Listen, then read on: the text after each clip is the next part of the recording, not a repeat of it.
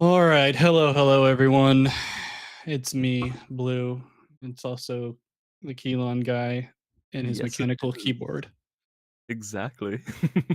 I hope everyone enjoys the clackety clackety sound of that. But yeah, happy to be here. It's a late night for me, but always fun to cast some AWOL.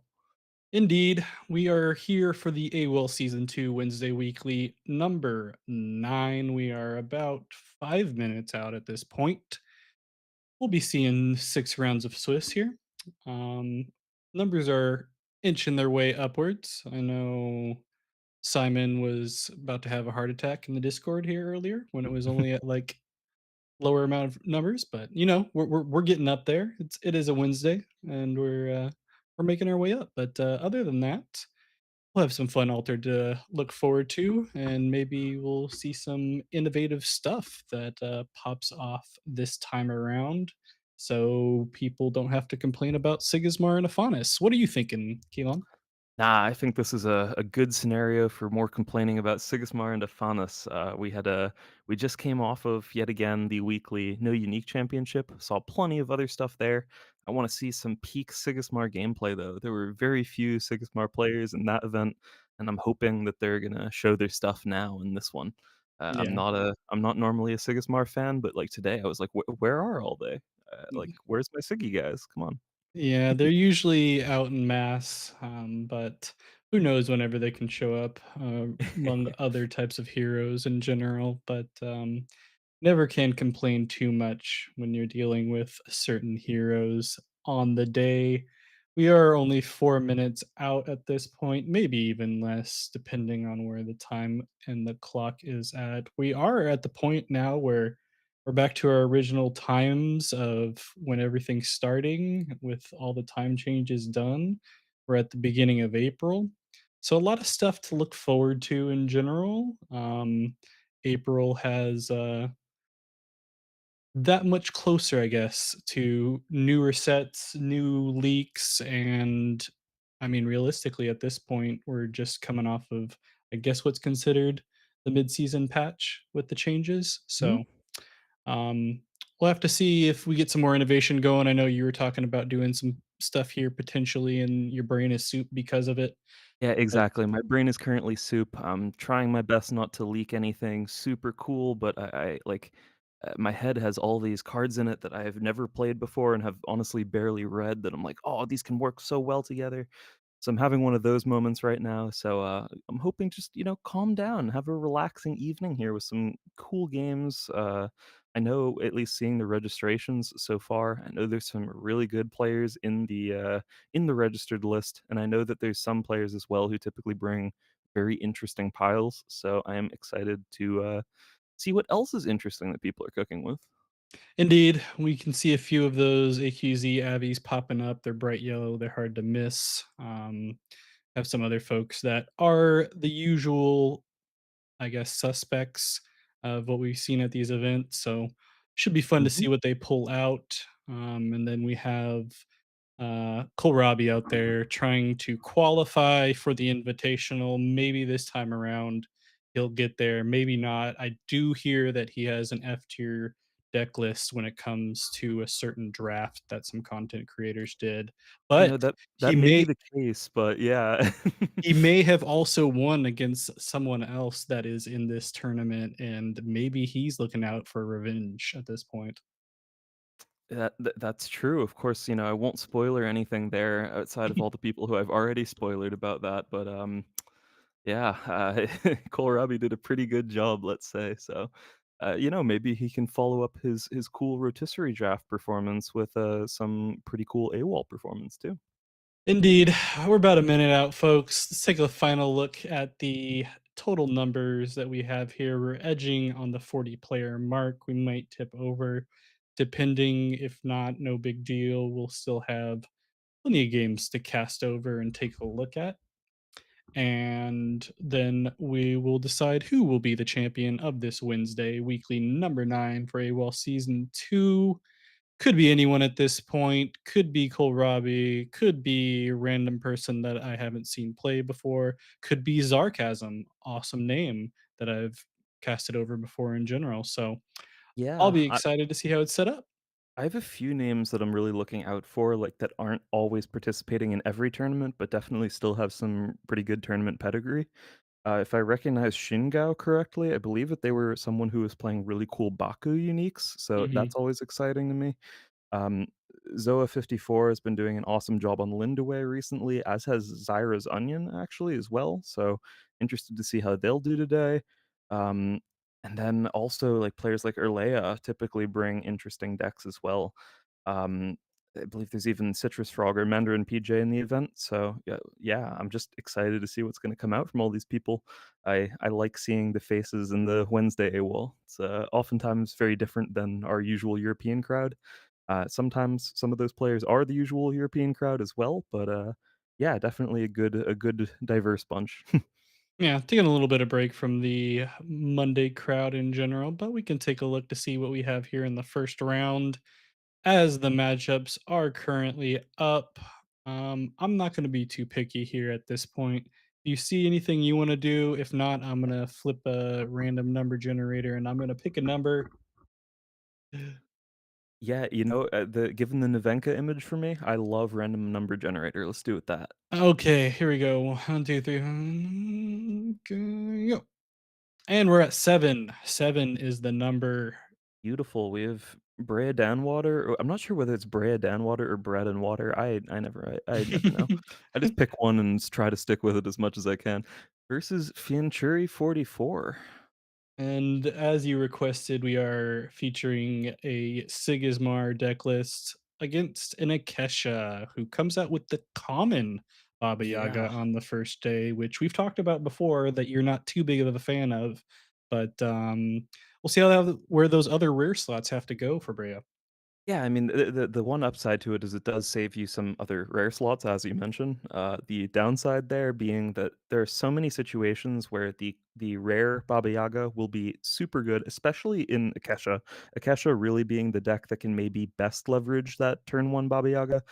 In general, Baba Yaga rare is one of the best opening plays that you can make, especially if you are second to act. And the Akesha hero ability essentially making sure that you're second to act. Um, but unfortunately, there's just so many situations where the common will be worse. But yeah, and here Sigismar just has the ultimate punish for everything that the Akesha is doing. With turn one double foundry mechanic, it's the perfect opener into day two Grand Endeavor with the tough two, meaning that even if there was a banishing gate from the Akesha, it's going to take another 2 days before they're able to do so. What a start for Siggy. This is disgusting. Yeah, I mean, honestly, I don't know why the Kesha didn't see this coming. I mean, I think it's a pretty typical play to have the double foundry mechanic day one into the Grand Endeavor day two, because you're always keeping that, right? So I mean, hmm I mean, you should really have to see that coming next time. Unfortunate for the Kesha that they didn't, but just, that's a skill issue on occasion there, but, either way, we'll have to see how it turns out. Like you mentioned, the Banishing Gate could be coming here in the next day or 2, but even then, it's gonna not feel good as soon as you play it, because the Sigismar is already up on the Tumult and will continue to be up if they try to address that Grand Endeavor early. But they did get a lot of card draw early on with those double magical trainings that we see in the reserve at the moment. See, I think the problem really here for the Akesha, assuming that they are on one of these like Catagear stall lists, is that no matter what, they are forced to interact with this Grand Endeavor before they try to go for that plan. Oftentimes, if they are on that Catagear Izmir Bastion plus something like a Celebration Day plan, what they would be able to do with that is just play Celebration every day and every single day and prevent all expeditions from moving forward. But the fact that the Grand Endeavor goes off at noon means that they can't actually prevent it in that way. Um, Theoretically, it could be stopped by something like a pair of Isatoks that were out, or like a pair of Will-o'-the-Wisps, which are not in that faction, to prevent it moving at noon. But yeah, that's not going to work. And so for that reason, the Akesha really does just need to remove the Grand Endeavor before it wins the game on its own, regardless of how many expeditions they lose in order to enable that game plan.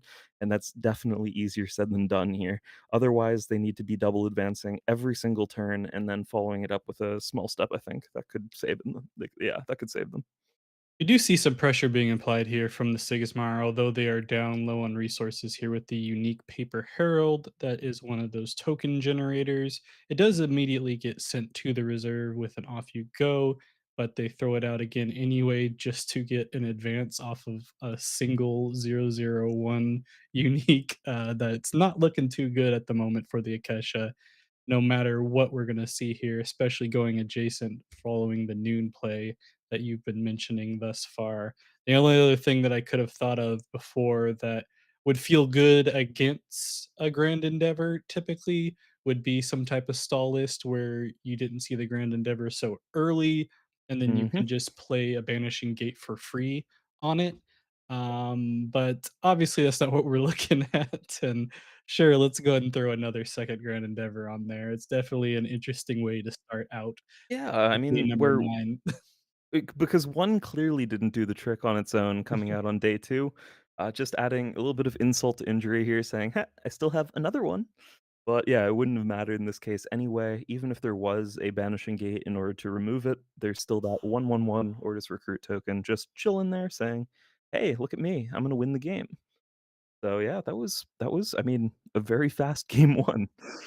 That was a game, in general. Did not have not seen very many plays to get that early Grand Endeavor happening for any Sigismar, and you know what? Keelan asked for some fun Sigismar play, and we got at least a Hey, little bit of it. I'm already satisfied. Color me satisfied here. We saw a token spammer unique, Grand Endeavor. That's awesome. Uh, are you down to head into table 10 maybe? Yeah, let's go ahead and take a look here. Table 10, we have Iron Arma and Gabrielle. And let's switch over here. Just take a look at what we got going here. And why not Nephanus versus Sigismar? Just Yeah, to rub salt in the wound a little bit. we're getting the full metagame experience here for everyone who has been complaining about these 2 decks.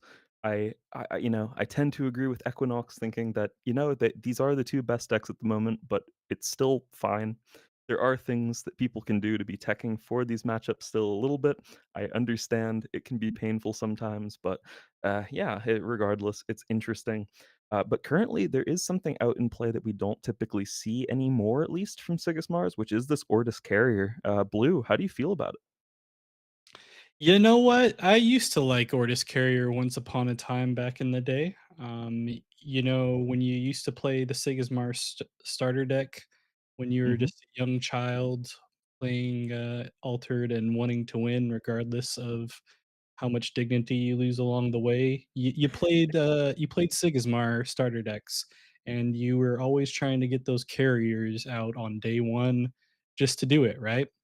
And, these days, not as popular. We've seen them thrown in here or there. We do have a fun unique, for the Afanis and the reserve that they're utilizing in the red as well. But, I've tried to make carrier work in a lot of fashions. It just doesn't feel as good. I've seen people play it quite well in general, and I don't think it's necessarily a bad card. It's just not my ideal type of thing when I'm playing Sigismar. If I'm playing a permanent, I'm more than likely playing the Monolith or the Grand Endeavor, and I'll take my licks on playing a higher cost permanent and then getting some advantage out of it at least a little bit later on. Not that you aren't getting advantage out of the carrier, but, not my ideal permanent. I used to try to run it because I had a fun little landmark unique that I needed a landmark for, and then I decided I wanted to try Brass Bug Hub in the rare because Mhm.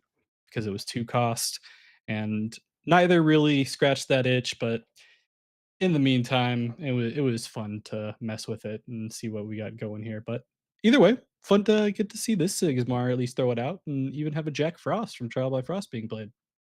Yeah, I am so worried for a Sigismar player here. I usually would not say this into this matchup, but the start has been so good for Afanas, especially largely considering that Ortis carrier, it doesn't actually do too much in this matchup typically.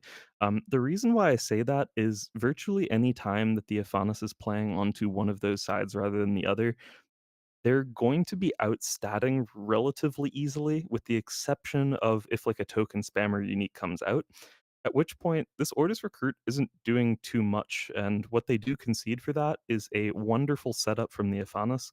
That red that we see in the reserve right now only costs 2 mana and already has the requisite 2 boosts for that Leaves the Expedition Zone ability, which is going to just be pretty incredible this game. It'll play really well around removal.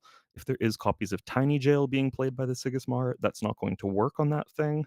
Um, yeah, I mean, the card that will work pretty okay, largely thanks that Ortis Carrier is teamwork training. That should be pretty live, but yeah, there's lots of good pieces already available for Afanas, and they actually have an expedition lead, which is not super common in the matchup, at least early on. Yep. I mean, the whole thing's pretty interesting in general. Saw the common Ortis Attorney come out for the Sigismar there, and that's now in the discard. Not that it's a horrible card, but it's not one that we get to see very often from the Sigismar overall.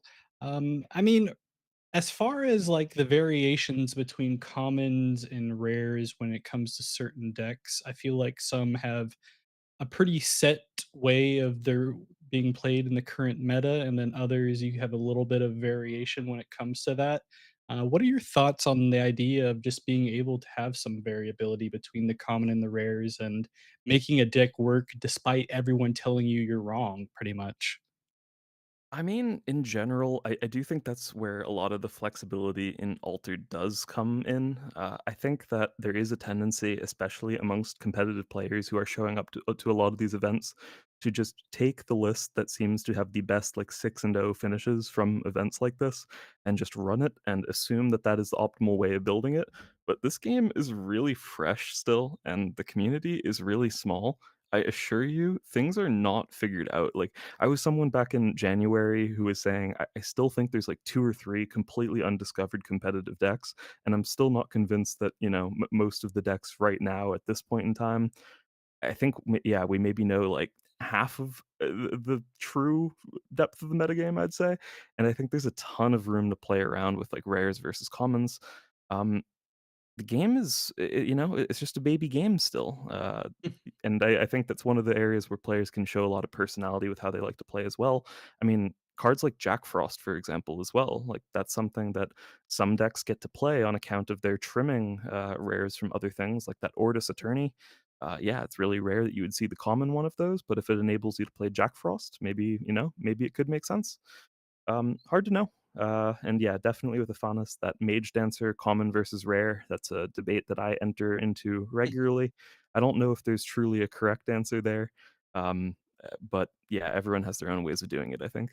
Yeah, indeed. It's just one of those things overall. But I always get interested when I see a different common or a rare variety of a card where that breaks the what we're expecting in the meta, whether it be like an Ortis Attorney, or even one point I think at the end of season one in an AWOL tournament, we saw a Sigismar player bring in a rare Ortis Cadets and do quite well overall. And it's always fun to see how people can bring in cards that aren't typically used in some fashion, whether they be rare versions or common versions of another card that are used, or just Mhm. entirely different cards as a whole, and actually be successful opposed to just throwing something at the wall and being like, if I hit this one exact combo at any certain point, I'm gonna destroy that person. And it happens maybe once in the entirety of the 6 rounds. But um,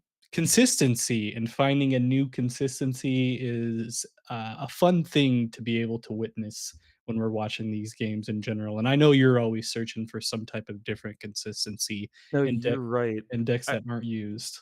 I think in general that consistency is something that's pretty poorly understood and altered. Like, I think a lot of players see things like, okay, you get 3 uniques out of 39 cards. So, one out of however many cards is going to be a unique. That's not like always. You're not regularly going to see a unique, for example.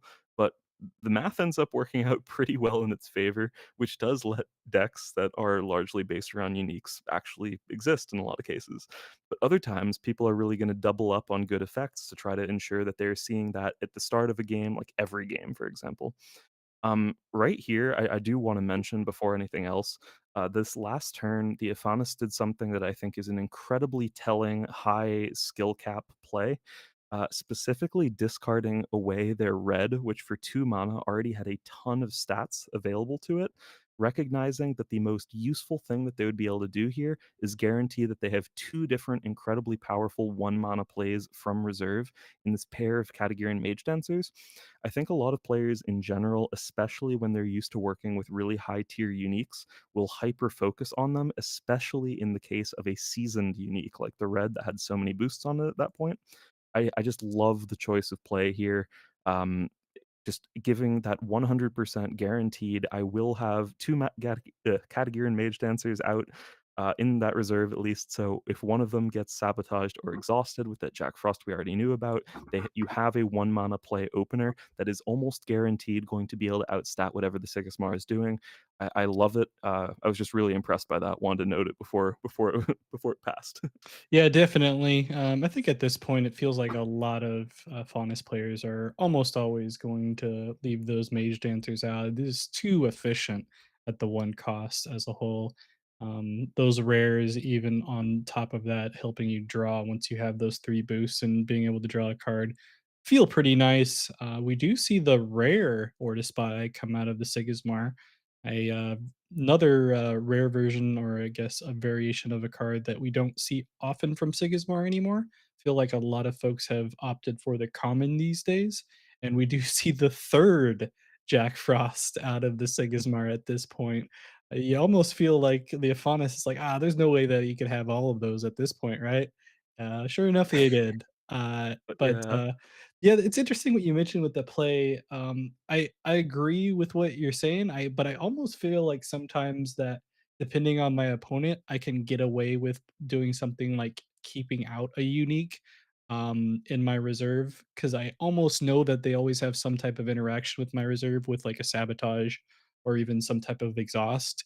And I feel like I can bait them into targeting a unique over a card that I actually want to use, similar to a Mage Dancer. But it feels like most people these days have an idea that you want to get rid of the Mage Dancer, and you, with how prevalent a Faunus is in general, right? But Mhm. it's a type of play that I tend to like to do because there's sometimes I have uniques that I don't ever even intend to play from the reserve again, and I may even use it for like a support ability, but not everyone knows your uniques if you haven't played you a bunch, and often they see the gold and they hyper focus and they want to get rid of it right away kind of thing, right? So, Yeah, yeah. I do just think there's a dynamic there of I think where the Afanis player was realizing the only way that they could possibly lose the game at that point was if they had to commit a little bit too much mana to a play that then gets, for example, teamwork training. Being able to play out the category and mage dancers like that would essentially guarantee that either they had one that would stick around that they could helping hand, so it would lose fleeting, or they would have access to both of them. So teamwork training wouldn't be able to remove something and definitely would not be able to do so cost efficiently. And I think they just recognized that that was the only way that they wouldn't be able to win the game was if that happened.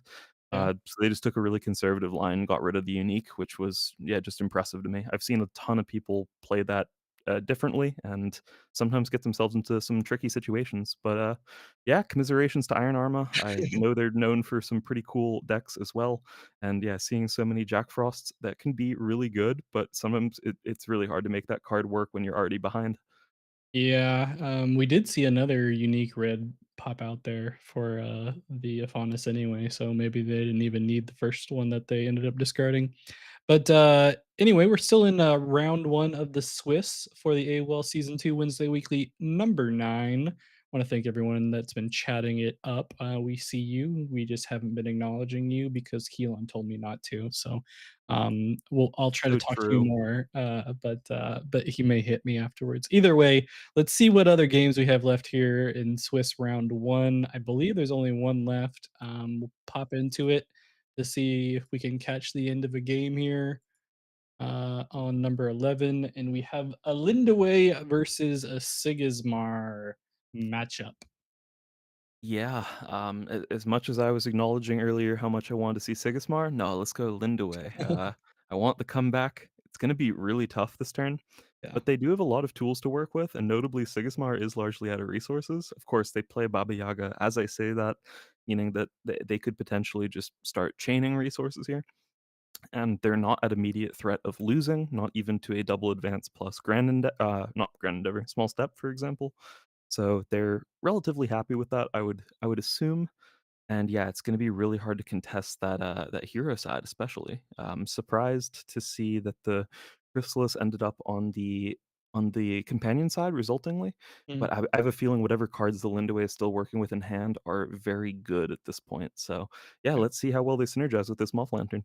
Yeah, speaking of that, in general, you're a big Ysmir player overall, and you've played your fair share of Sigismars. And being on a Linda Way kick overall, a Faunus versus Sigismar and Linda Way versus Sigismar, Mhm. which what's your preference there these I days? would rather be playing Lindaway versus Sigismar. I don't think the matchup is favorable. I do think there's a couple small issues still with the dynamic. However, my experience has been, especially with some of the more well-cooked Sigismar lists, the Afanis matchup, you're essentially entirely at the mercy of the Sigismar's draw, and a very high percentage of the time, you will simply lose, and there's very little that you could do to change that outcome. That would change a little bit, especially if you do have uniques that involve some permanent discard as well. But Grand Endeavor, definitely a problem for the Afanis deck to deal with. Uh, Sort of a problem for Izmir in general, but Lindaway does actually get a couple potential answers there that work a little bit better. And also, I often just feel like Lindaway is one of the few decks in the metagame that really doesn't care too much about the Sigismar's removal.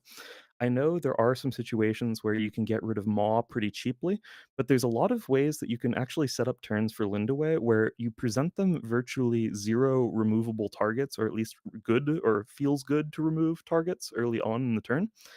And with a lot of after you effects, you're one of the few decks that can actually sort of counteract the number of cheap plays that the Sigismar has. So I wouldn't say that it's a favorable matchup, but I feel much more alive in that matchup for sure. And speaking of alive, the Lindaway is in fact still alive in the matchup here, going 2-0 on that previous day with some nice Moth Lantern and sacrifice plays, as you had mentioned previously, and the Sigismar not drawing into anything else that they felt like they could use. And they also decide not to mana on the current day, opting to keep the cards that they have in the hand in addition to the Baba Yaga here in the reserve.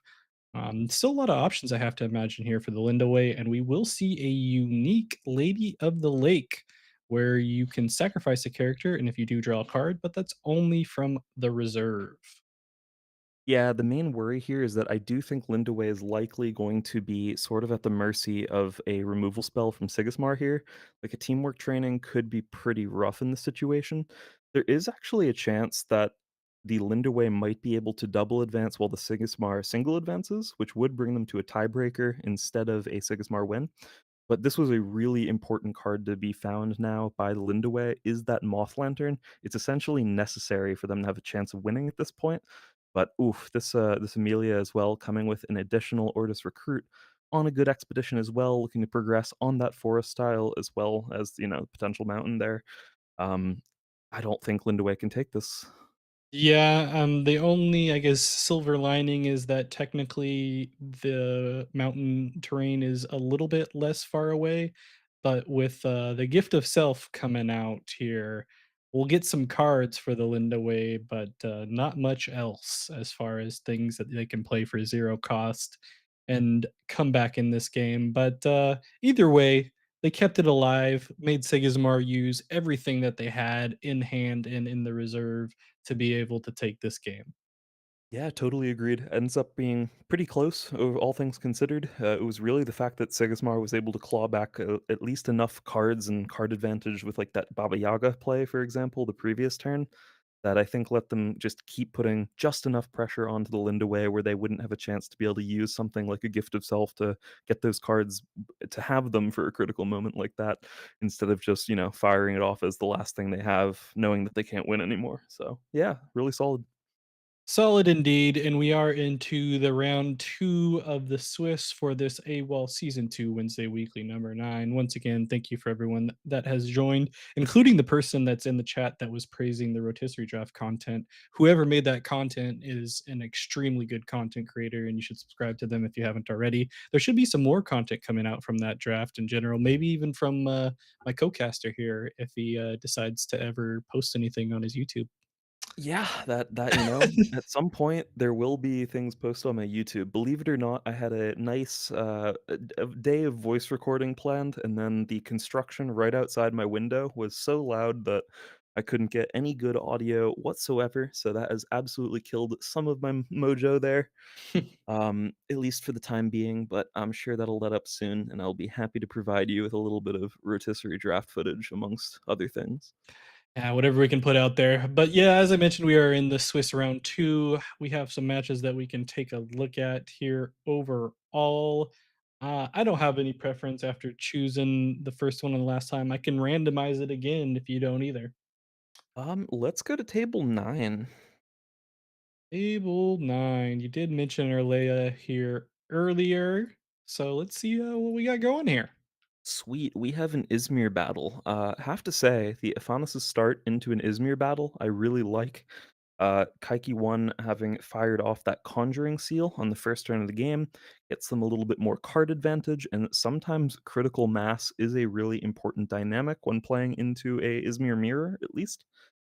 Especially if there's cards like Baku. I mean, not every Akesha chooses to run something like that. I think there's a lot of different ways you can build Akesha at this point, actually. Um, but yeah, if there was a card disadvantage, I guess, play intended for the Akesha, that's not going to work so well against a Conjuring Seal opener. But yeah, Nylum Withered Tree, that is the Ephanis' plan here. We've actually seen them on some cool Nylum builds before, and I'm expecting they're going to try to find as many copies of that as possible this game and really get some good value out of it over time. But oh wow, yeah, this moth is also enough to take an expedition on that companion side just by itself. So really good setup for the Ephanis, must say. Yeah, indeed. I mean, I'm a big Nylon fan in general, and because you forgot to say it, Moth. And it, I'm not a big Faunus player per se, but I do enjoy a good withered tree in an axiom deck or two. And sure, why not throw out a second tree so we can moth, right? Um, Definitely, yeah, totally agreed on the moth there.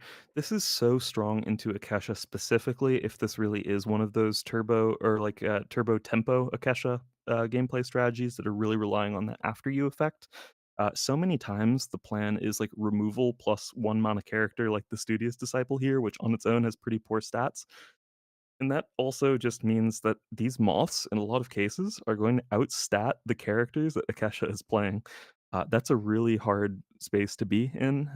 So, yeah, the off you go here, sort of forced, gets rid of that moth on the companion side. So they're still looking to go even for the moment, but especially if the Ephanis is able to find a card like a Rhyme Frost here coming up. Oh, never mind. Okay, they do have Category and Alchemist, so they do take a double advance. But, yeah, I think Afanis is really well set up now. If they do find a Rhyme Frost, it's gonna be super taxing on this Akesha. Yeah, I think we mentioned before with this Faunus player, they're pretty moth heavy.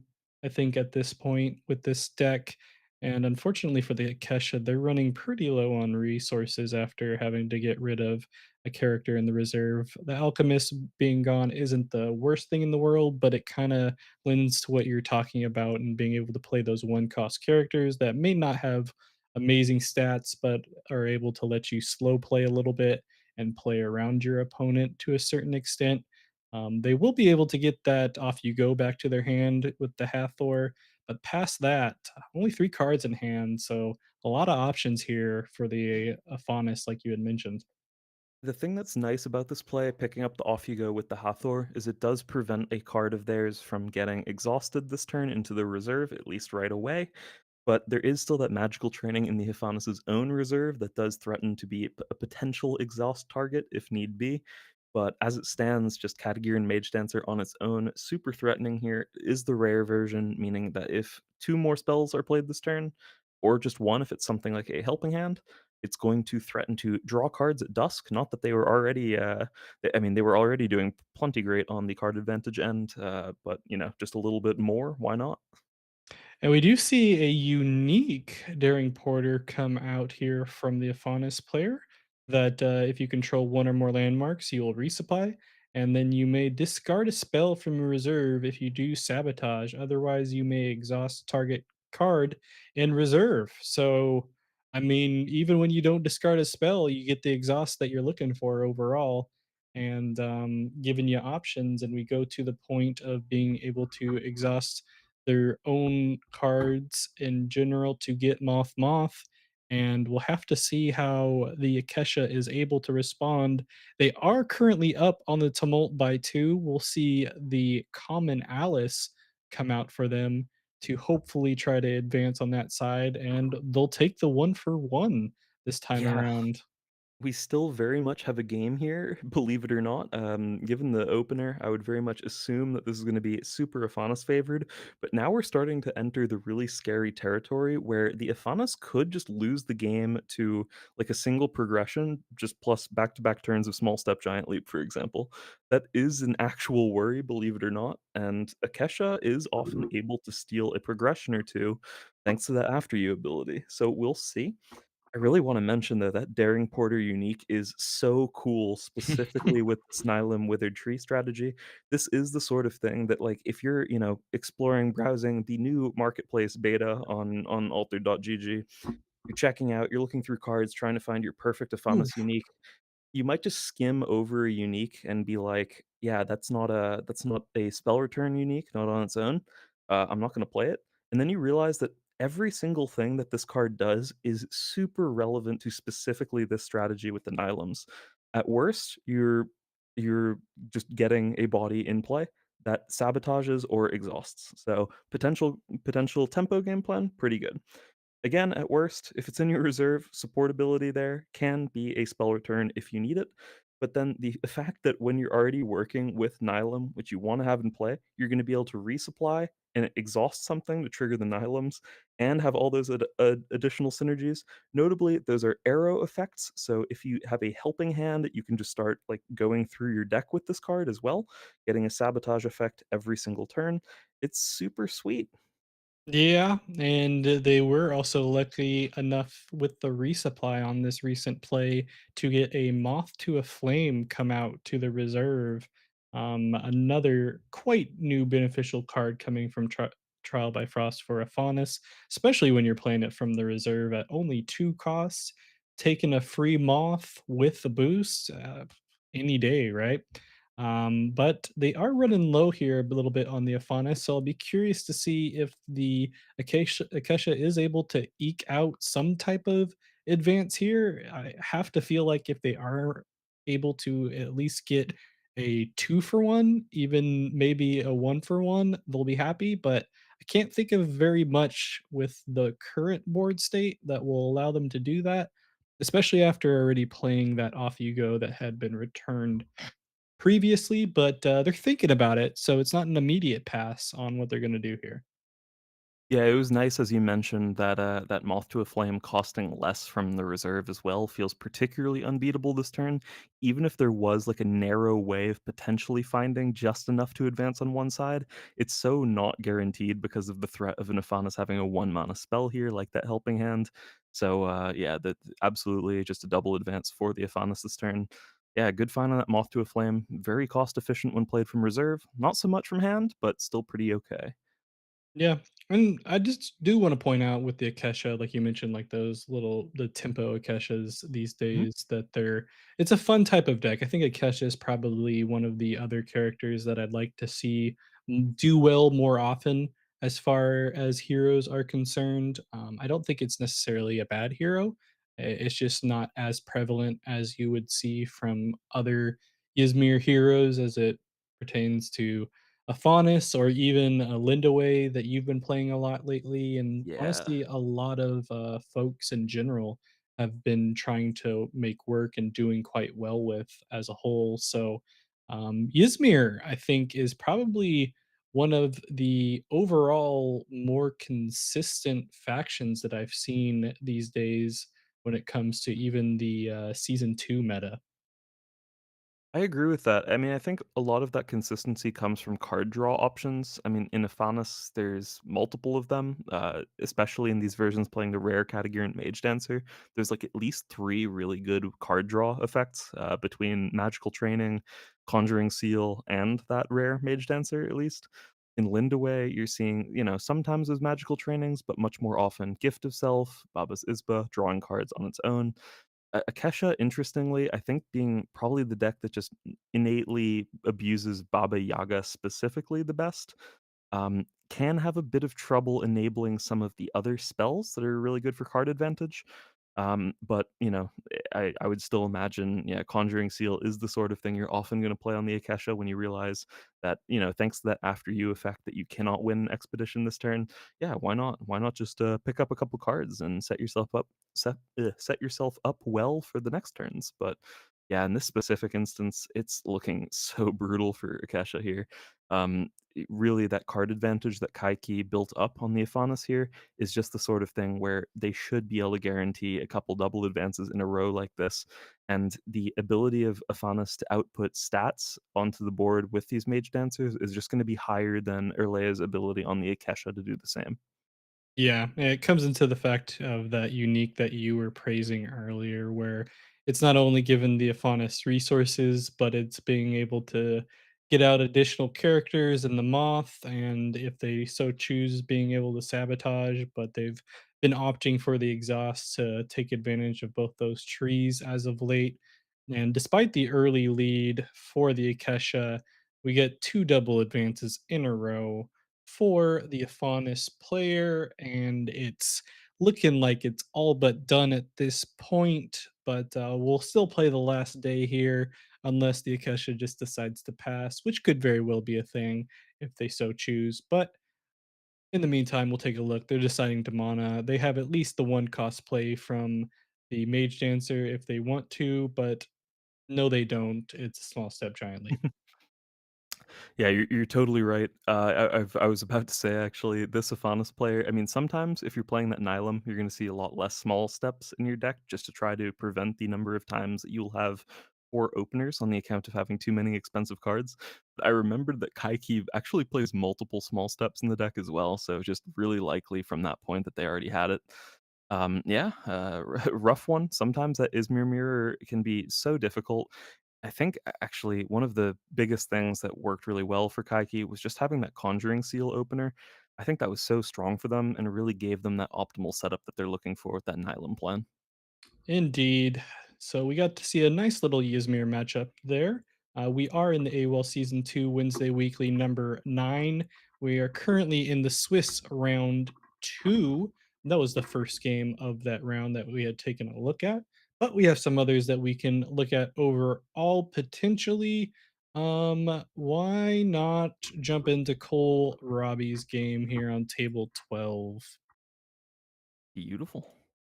and Yeah, see I've what we heard that Cole may or may not have suffered last round to that exact Baku that I was mentioning earlier while going through the player list. So, yeah, that hurts. But playing out some cool cards in Tasia with the Persephone. We don't always see that, but otherwise, it does look like the Kohlrabi special. I see his signature Mowgli at this point sitting in his discard.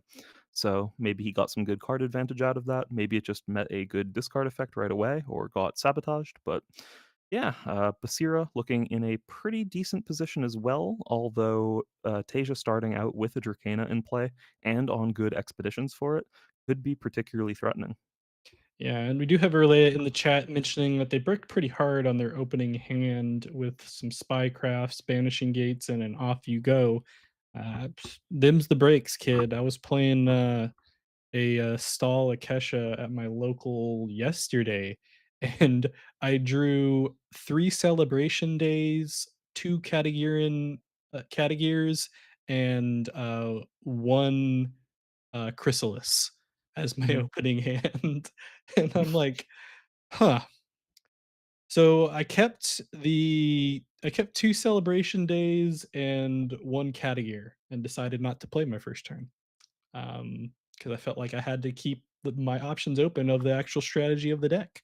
ended up winning, but, it still hurt at the end of the day. But, onto this game, we have Cole playing the unique Son of Yggdrasil, has gigantic. You may discard a card from your reserve. If you do, target character gains a boost.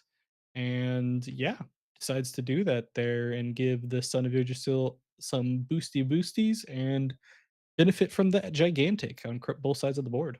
Yeah, sorry, Cole. I'm gonna out a little bit of your strategy here. I helped a little bit with trying to advise Cole for potentially what uniques he could run in his deck that would work particularly well with the things that he likes about playing Tasia. And specifically, something that I'm pretty sure Cole will never let go of is Tiny Jin at rare specifically. He loves that card. And at that point, I was just thinking, like, what actually works pretty well with that? And I think we've seen Tasia have some pretty good success in general off of just the playing Anchored Plants gameplay strategy and using cards like Ogun or in some cases Chiron just to boost them up, get some value out of things like Spindle Harvesters at rare. But if you are playing that Tiny Djinn and getting a little bit of extra mana with it, just having a Son of Yggdrasil that you can play can actually be really good, especially with some of the removal that we do see often. Really struggling to hit that teamwork training. It has its work cut out for it in order to, be able to deal or have 6 characters in play in order to deal with that. Or Tiny Jail will never hit it. Off you go. Can't hit it. So it turns out that thing can actually be particularly efficient sometimes. And yeah, the Basira is able to outstat on that hero side, barely. Although actually not quite barely. Did pretty well thanks to that Mighty Jin especially, but even then, that Dracana did give them a win on the companion side, at least for the Tasia. And that Son of Yggdrasil is just likely to come down yet again next turn. Yeah, and for a measly 4 cost, assuming that the Basira is unable to get off some type of sabotage, being the first player, which is always an option on occasion if you are playing a Bravos setup. But they only have 1 card in hand and a measly little rabbit in the reserve. So who knows what we might see here? Maybe nothing at all, maybe a lot of things. But either way, we have an even state on the tumult. We'll go into the start of the first turn here with the Basira after they get some drawing done due to their Haven Seringer, probably the MVP of Bravos for the Trial by Frost set, if I must say so myself. And they also get some ramp due to that Mighty Gen unique. So we'll have to see how they can respond to the potential unique Son of Yggdrasil play coming from Cole, or maybe not. Who knows? Maybe they don't want to get rid of the Dracana and give a boost. Maybe they do. I don't know. We'll figure it out. Yeah, as you mentioned, that Haven Sarengar, I really think that was the card that Bravos really needed and deserved after set one. They needed something small that both went well with the aggressive game plan strategy that Bravos should theoretically be pushing for, but also something that can claw them back a little bit of card advantage, and having a fleeting synergy definitely makes sense there as well. But yeah, I think for Cole, it was a big sigh of relief last turn, committing so much to that Son of Yggdrasil and seeing that it didn't just instantly get met by a mana eruption, for example, as removal. Um, Likely would have just lost the game off of that, but instead they actually have a pretty complicated scenario here suddenly that Basira is going to likely have to try to figure out how they can solve. And yeah, Sun is coming right back out right away. No attempt at stalling further plays. They're just going to put it onto the board and say, Do you have an answer this turn instead? Yeah, I almost wish that if he had something in hand that he could have played to stall potentially, Mhm. that we would have seen it there. I don't know his deck very well or what the situation Oh. might have been there. Because after seeing the rabbit come out first, from the Basira. I'm not too threatened by anything that's gonna potentially sabotage or exhaust, but maybe there wasn't anything and there's other plays, and sure enough, there's other plays coming through the Saskia, the Sly Naturalist, and the Common. Um, Exactly. The thing I had in my head was the potential for whatever cards in hand for Tasia to be something that they would want the Basira to know even less about rather than that Son of Yggdrasil. What I was thinking immediately was a card like Beauty Sleep, just wanting for a potential larger character to come down for the Basira, that they would then be able to sleep, and then again sleep the next plays of the Basira as well for the 4 mana total. But this Saskia, almost even better. If there isn't removal for the Sun here, it's looking so incredibly powerful, possibly locking up both expeditions. Yeah, and come into one of those situations where you can actually play around your opponent wanting to go from one terrain. As far as like going for mountain, I think Bravos is highly contingent on that, especially when tiny gins are going to come out, or even things like mighty gins and that kind of thing.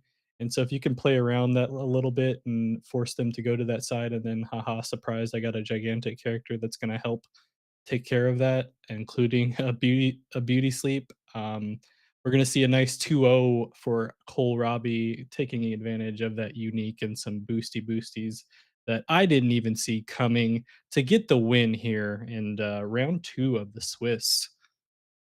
Having played a tiny bit of Tasia earlier today in the No Unique Championship, I can say drawing Beauty Sleep when you're in a late game scenario feels so good. Of course, I've done that on Afanis, but it definitely feels well deserved when you finally find it while you're playing Tasia. But yeah, that looked pretty spicy with the Saskias there as well. It's pretty sweet. Indeed. I want to thank everyone that has been joining us thus far. We are watching and having some people play in the AWOL Season 2 Wednesday weekly number 9. That's right. We're at week 9 already. And it's Season 2. How the time has flown for us all. We just watch something that is pretty rare, and that is a Kohlrabi win, and we're going to see what else we have here in round 2 while I do some other slight jabs towards Cole in the meantime. No, Um, you take that back. Kohlrabi just beat, in that rotisserie draft, one of the absolute favorites. So, maybe this is Kohlrabi season. Maybe this is his day. Maybe it is. So that last game in the Swiss round 2 just ended, so we won't get to watch that. But we will get to watch Swiss round 3, and some brand new games being played here. We currently have 10 undefeated players left. So let's take a look at some of the potentially non-undefeated players before we jump into some of those final tables here in the future rounds. Some folks that we may not have gotten to see thus far. I'm going to scroll a little bit farther down here. What do we Um, have? What do we I have? would definitely be interested in table 8. I believe that is Okay, not 2 undefeated players, but they're 1-1 at the moment. let's take Um, so and I also checked briefly to make sure that Runefolk was not on something incredibly painful to look at before suggesting this as well. yeah. This one should be pretty interesting. We have a Bravos mirror, but Kojo for Mandarin PJ versus AQZ's Runefolk on Bazira. And we're gonna start off with a early unique in the Bravos Pathfinder. It has seasoned, and if you control one or more landmarks, if you play it from the reserve, target character gains 2 boosts. That means you can boost yourself up there if you so choose. Nice little card. It's not anything that is too crazy, but it's just one of those things that I think we've talked about before, that they're good, and if you can throw it into your deck to make it be beneficial for you, why not? And in this case, it's beneficial along the terms of getting a 2-0 advance on this mult. Yeah, definitely Kojo, one of the decks that does have the easiest time in some cases taking a 2-0 opener, at least double advancing on turn 1 is absolutely where you would want to be for the deck. And especially if you can follow that up by doing the same on day 2, that would be pretty good. But that Bravos Pathfinder tells me this is very much reliant on Haven Bravos Bastion. That card already goes crazy, but with this, it'll go even crazier, which can be really nice. Notably, that can synergize really well with just having that free character that Buddha often is as well, giving you extra characters you can distribute the stats onto. Meanwhile, for Runefolk, something super non-standard, we have a Yeti. We do have a Yeti, famously used a lot by a player that we did just get to watch, but in the Muna variation. The Yeti itself is pretty, like, it seems like it would be a fun card. We haven't seen many people utilize it to any full potential quite as much as I'd like to see, but maybe Rune Focus figured something out here, and we're about to see it just go crazy in general. We do have that out of faction Bravo's floral tint being Yeah. played on the hero side, which, if you are unaware, it's based off of boosted characters and not anchored characters. So it is a fun card. Should be interested to see how that's being used, especially with a Basira deck list. But in the meantime, we'll just see a nice one for one on the Tumult, which I'm sure the Kojo doesn't mind, especially after being able to set up there with that Haven Bravos Bastion and a good amount of stuff to be played from the reserve at this point to potentially keep up on that lead. Yeah, Runefolk did get sad a little bit earlier today encountering a bug with Floral Tent, but this does look pretty cool. It's very rare to see this card outside of its native Muna faction, where it works with anchored characters instead. But here we are. We have the first gigantic character coming down from Runefolk here. It's also a Son of Yggdrasil unique. Is that the new metagame? It's always been the metagame, Keelan, because Son of Yggdrasil was probably one of my favorite rares to play in its Saudi in season one. It was before the Demeter days, so you didn't have very many options and big cards that were fun to play when you're playing at Saudi.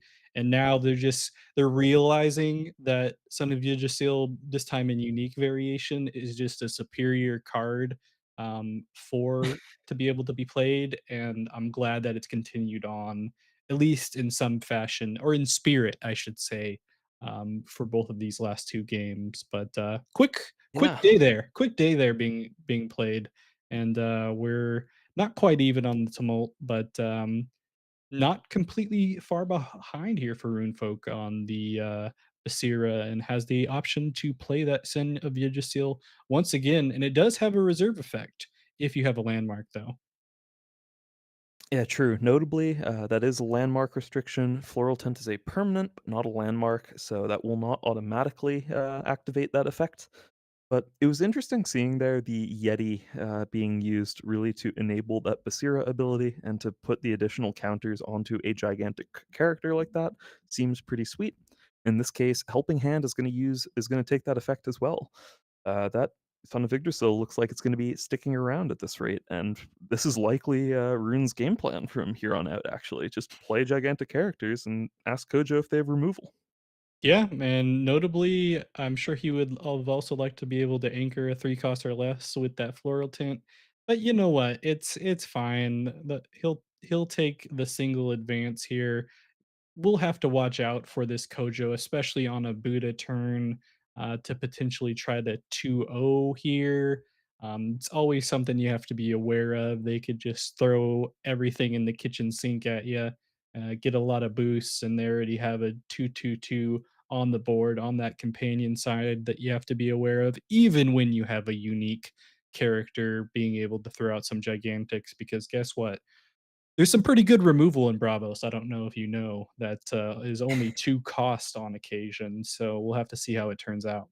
Exactly, but half of that removal at 2 costs that we often see from Bravos is Intimidate, and Intimidate, notably, at least the common version, which is most commonly played out of Bravos, does not hit this 5 cost Son of Yggdrasil, so that pretty much leaving Mana Eruption as a really good option there, and that's yeah, they're gonna be hard pressed to have pretty much exactly that card as well in order to deal with it long term, or otherwise have a Sabotage right away for it, but, yeah, work cut out for them at least, but definitely, this Buddha is pretty threatening, at least trying to say that, yeah, maybe you can make the Son of Yggdrasil, and maybe you can take an expedition with it, but my expeditions are looking to be adjacent. So that might also just be a good enough game plan on its own for Kojo.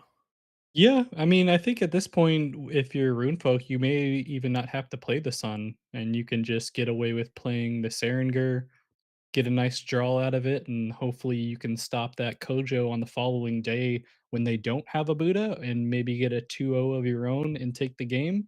And sure enough, we'll see a little bit of slow play here to see if the Kojo has anything else left for that 2 mana. And if he can get away with just playing some smaller cards and not have to do anything else. Whew.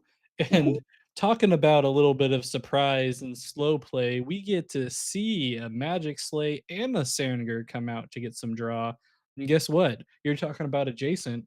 Guess who's adjacent now? Yeah, you're totally right, and in that sort of position now, suddenly Son of Yggdrasil is so threatening. It's not just one side that, the Kojo has to progress on, they need to be able to progress on both sides, essentially, because this Son of Yggdrasil is gonna be threatening to do exactly that. Again, the thing they're looking for is removal for Sun. If they have it, it's gonna be really good. But there is definitely a lot of circumstances here where, yeah, despite the fact that maybe Kojo would be able to progress on one side, it's likely that Sun, because of the stats it has, especially on that Forest Expedition Companion side, then might just be able to double advance despite a potential advance from Kojo's. So that's pretty scary. Yeah, I mean, it's honestly a pretty good stat line at this point for the sun in general. I mean, water terrain is a factor a little bit for them, but nothing too crazy. And we'll say just skip the sun and we'll throw a common Kaibara out that will not have the benefit of the tough at this point because they are adjacent, but will have a lot of stats. And now the question is, can we see enough being pumped up here by the Kojo player in order to at least get an advance of their own to go one for one, but, maybe they can't. 8 stats is a lot to have to get around. It's so funny to me seeing this common Kaibara as well. I mean, we've seen players do this actually on Kojo, interestingly enough, playing like Kaibara uniques. I think Agite's Chomp is the name that's coming to my mind, who thought this was a cool way to play the deck. We've definitely seen Kaibaras trying to be played out of Asadi's players before. I mean, Blue, you've maybe looked at that card a little bit while testing some Asadi yourself. But yeah, now seeing that out of Basira is pretty cool as well. As you mentioned, that tough, not really relevant in this situation, but it is just a little bigger than that Son of Yggdrasil would have been this turn. And yeah, the fact that there's this just spike stat on the mountain expedition is sort of a problem for the Kojo, it looks like.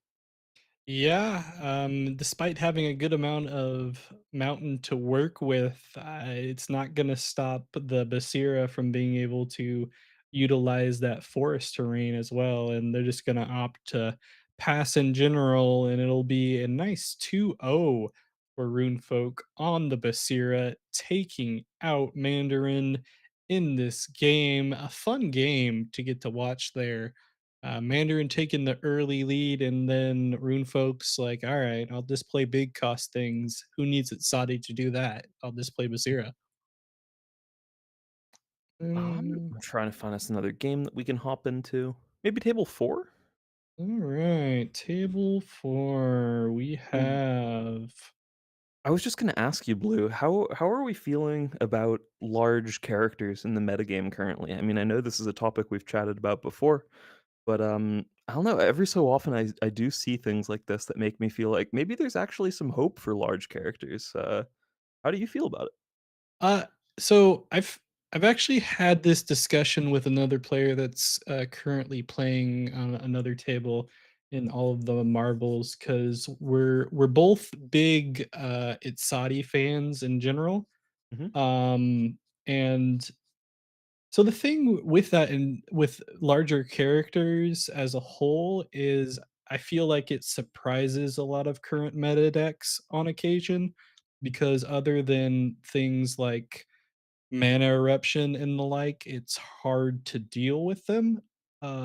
And if you're playing super well, I mean, shoot, we've even saw what was it, Westwill do really good early Mhm. on here in season two within its Saudi list. I think there's a place for it, but I think we also come back to what we mentioned as far as a specific term of consistency when it Mhm. comes to larger characters, because a lot of times if you draw into the right things, it feels really good, right? And you know that your opponent, especially if there's certain deck lists, they can't deal with it. But other times you're like, man, I really wish I didn't have a 9 cost Kaibara in my hand at the moment. It's only day 2 and I have 0 ramp to play with.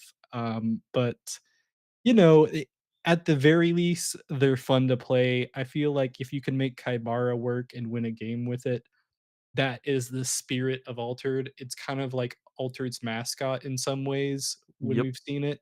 So if you can make it work, just bonus points to you, and I have a lot more appreciation for it. But yeah.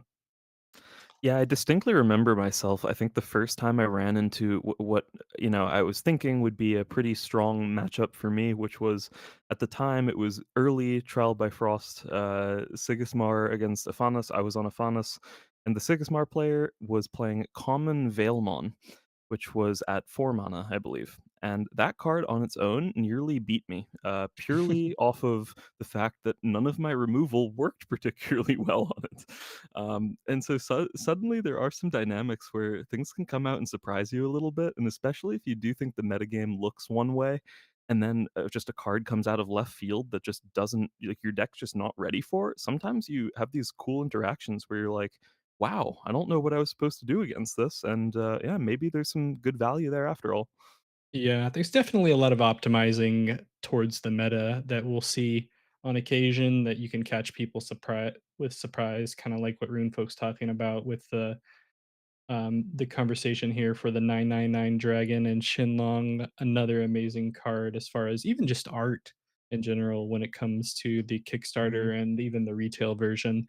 And realistically, that's the beauty of the game as a whole. Any deck can win at any point against even the most meta decks, no matter how much people complain about it in the Discord. And that's why I keep playing at the end of the day, and that's why I keep on making new decks and playing with them at my locals or even on BGA because it's just fun to play. But we can also talk about the current game too. We have Moth on the board, and we have Sigismar and Afanis if we're going to talk about meta. We do have Moth on the board, and if Sigismar has a removal spell here, the game's gonna be essentially locked for them, really, but actually it turns out even without removal that it is already locked for them. We're adjacent this turn. They did have lots of things to play, at least in terms of characters, which is already a big help. They had a good expedition for the Frog Prince to come down on, and yeah, Moth to a Flame does make a Moth, so yeah, cool style points there for the Aphanos, but unfortunately, yeah, and there was even the removal as well, just additionally adding yet another way that Sigismar would have won the game this turn. Yeah, this does feel like how a lot of my games of Aphanos go at the moment. So, yeah, it's the Sigismar experience. Indeed, it almost makes me wish that there were more Afanis players at my locals, but there's not, unfortunately. But 'tis what it is. May have to play something else other than Sigismar because it just feels like such a good matchup into Afanis. But Mhm.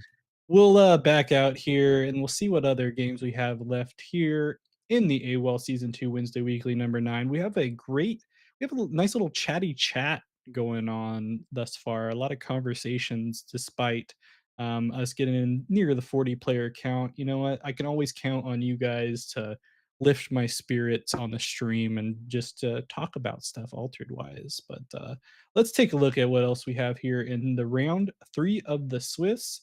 Still have quite a few games going on. Table 12. Sure, why not? Sweet. Table 12 is on, and it is a Hydra deck. And it's going to get hit by the sticky note seals. Two cards that we don't get to say very often here in season two that much. Yeah, that was unfortunate. Just tune in just in time to see a cool Hydrokina get eaten by a yeah, yet another removal option for Sigismar. That one definitely falling out of favor a little bit, but the times that it's good, it's really good. Yeah, it seems like it's either gone or people are using it very rarely, or it's dedicated mana at some point these days. But nonetheless, we'll see what else we have going here, and then why not table three? I just talked about them. We'll watch all of the Marvels play.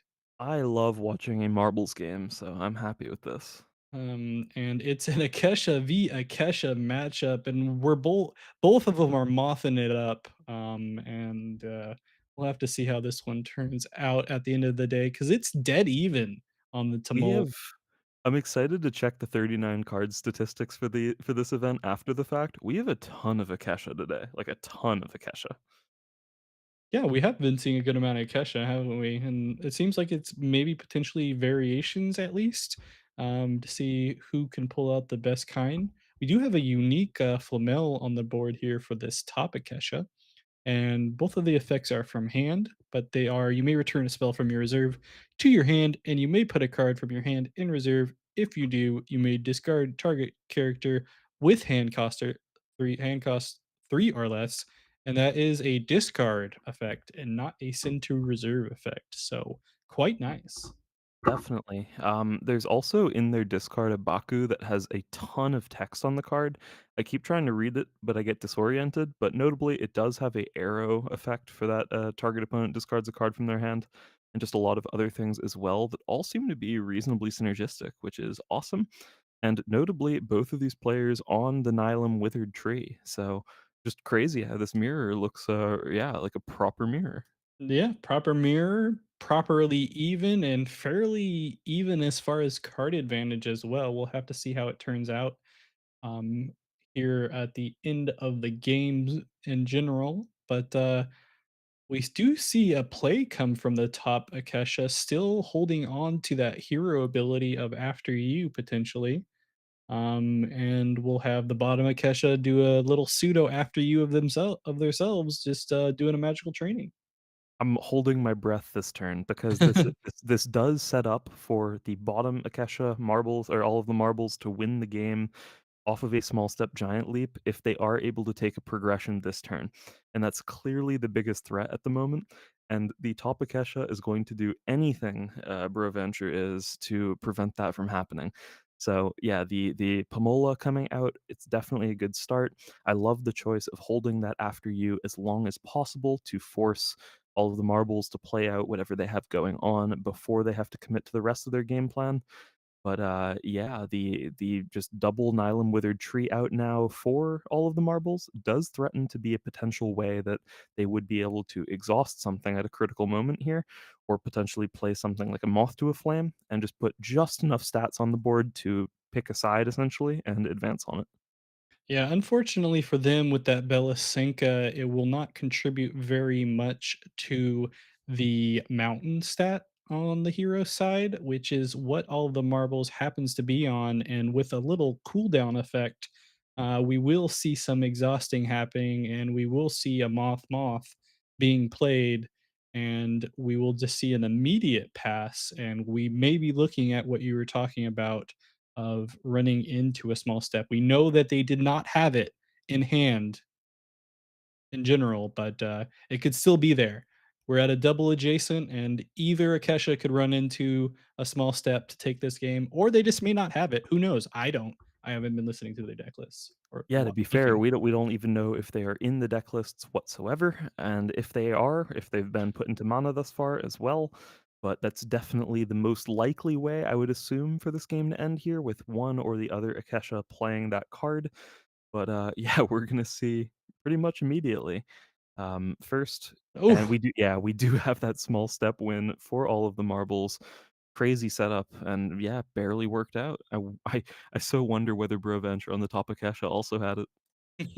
definitely is a possibility. They were both pretty deep into their deck lists as far as options are concerned, and it always feels good when you hit that small step giant leap when you don't have to hold on to it for the entire game. So if you can draw into it right when you need it, why not, right? Let's just Yep. that's supreme version of having skill is drawing what you need when you need it, card the cards. But we are in the Swiss round 4 at this point. This is the AWOL Season 2 Wednesday Weekly, number 9. Thank you again to everyone that has been watching thus far. I am Blue. You can catch me on Blue Oak TV. I release a video every week, including this week, where I talk about the first altered rotisserie draft that both myself and the Keelan guy are participating in. Keelan guys are going to make a video here shortly once there's not construction outside Yep. the house. Where can they find you? Yeah, you can find me on YouTube at KelonGuy, and then otherwise, I now have a Twitch as well. It's twitch.tv/KelonGuy. You can expect things in the near future. What that will be exactly via Twitch, unsure, but possibly it'll be some pre-game shows before other Hot tub events. streams. Just yeah, definitely hot tub streams. You can expect to see, yeah, a lot of me in hot tubs. So yeah, we'll see. But And Blue, we're now into round 4. Do you have a favorite table between maybe 7, 11, or 12? 7, 11, 12. I prefer number wise probably 12. But, Okay, let's just go there, I guess. I haven't looked at the players, so it'll be completely unbiased. cool. I just Um, wanted to pick on some people, caster curse some people who we haven't had the opportunity to caster curse yet today, so it's always part of my goal there. Fair enough. But the last couple rounds, we will absolutely be heading back towards some of the top tables and seeing who's gonna take down this event properly. But yeah, looking like a Tasia versus Fen. How do you feel about this matchup, Blue? I think they're as far as if you're rating the heroes, on the standard meta and tier list wise, I think they're actually pretty even these days. When it comes to both the Finn and the Tasia, we do see a bountiful Meadow being played by the Tasia, which is not something that we get to see all that often anymore. So, should be fun to see how that is going to work out for the Tasia. But at the end of the day, I think, with season 2 meta, I actually really like, Finn and what Finn can do. It with season 1, it was popular at the start and then kinda fell out of favor as some different things popped up, but I feel like Finn has been the the top Lyra hero to go to, despite Nevenka being the top one at the end of season 1, Mhm. and, it's been fun to see all the different lines that the top, Finn players have been able to come up with. There's always something that they can figure out, especially with all the new card return that is available for the Lyra faction.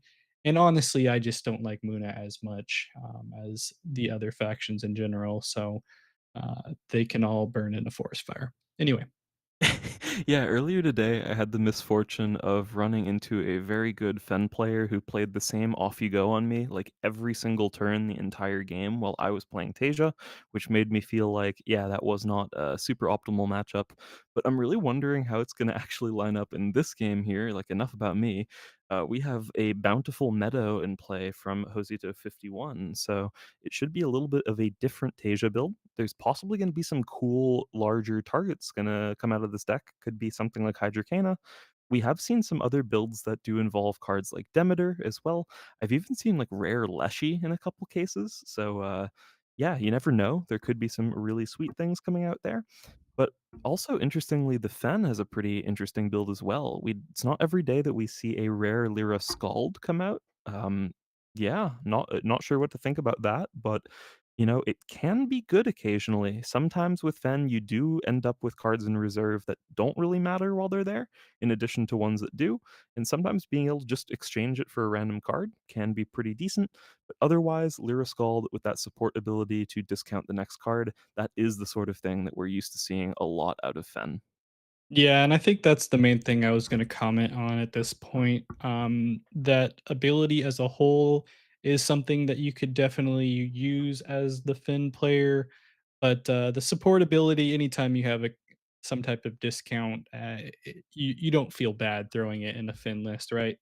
Um, Mhm. so it should be interesting to see how they're able to work. We did see a Studious Disciple unique get returned to the hand for the Finn player with the use of the common Hathor being played by them with the support ability. They do have an Aloe Vera out, and they will just be a 2-0 there for the Tasia, but I don't feel like Finn is feeling too far behind with the double resupply happening here at the beginning of the following day.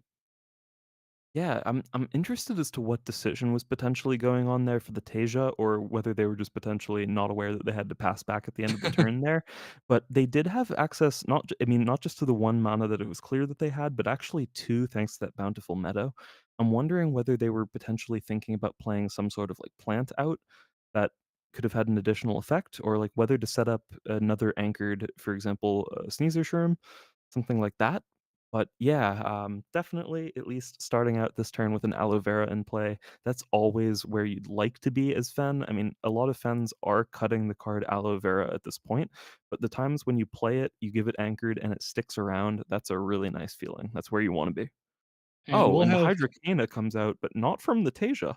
yeah, we'll have the early Hydrocana coming out here for the Finn using a double discount.